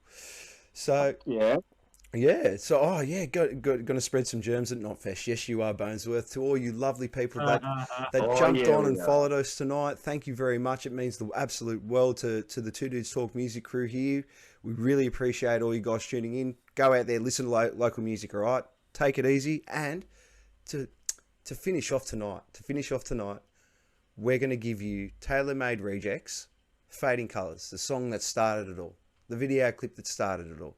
We're going to give you a bit of that. So, catch us all next week, champions. See yous. Hey. See ya. Later.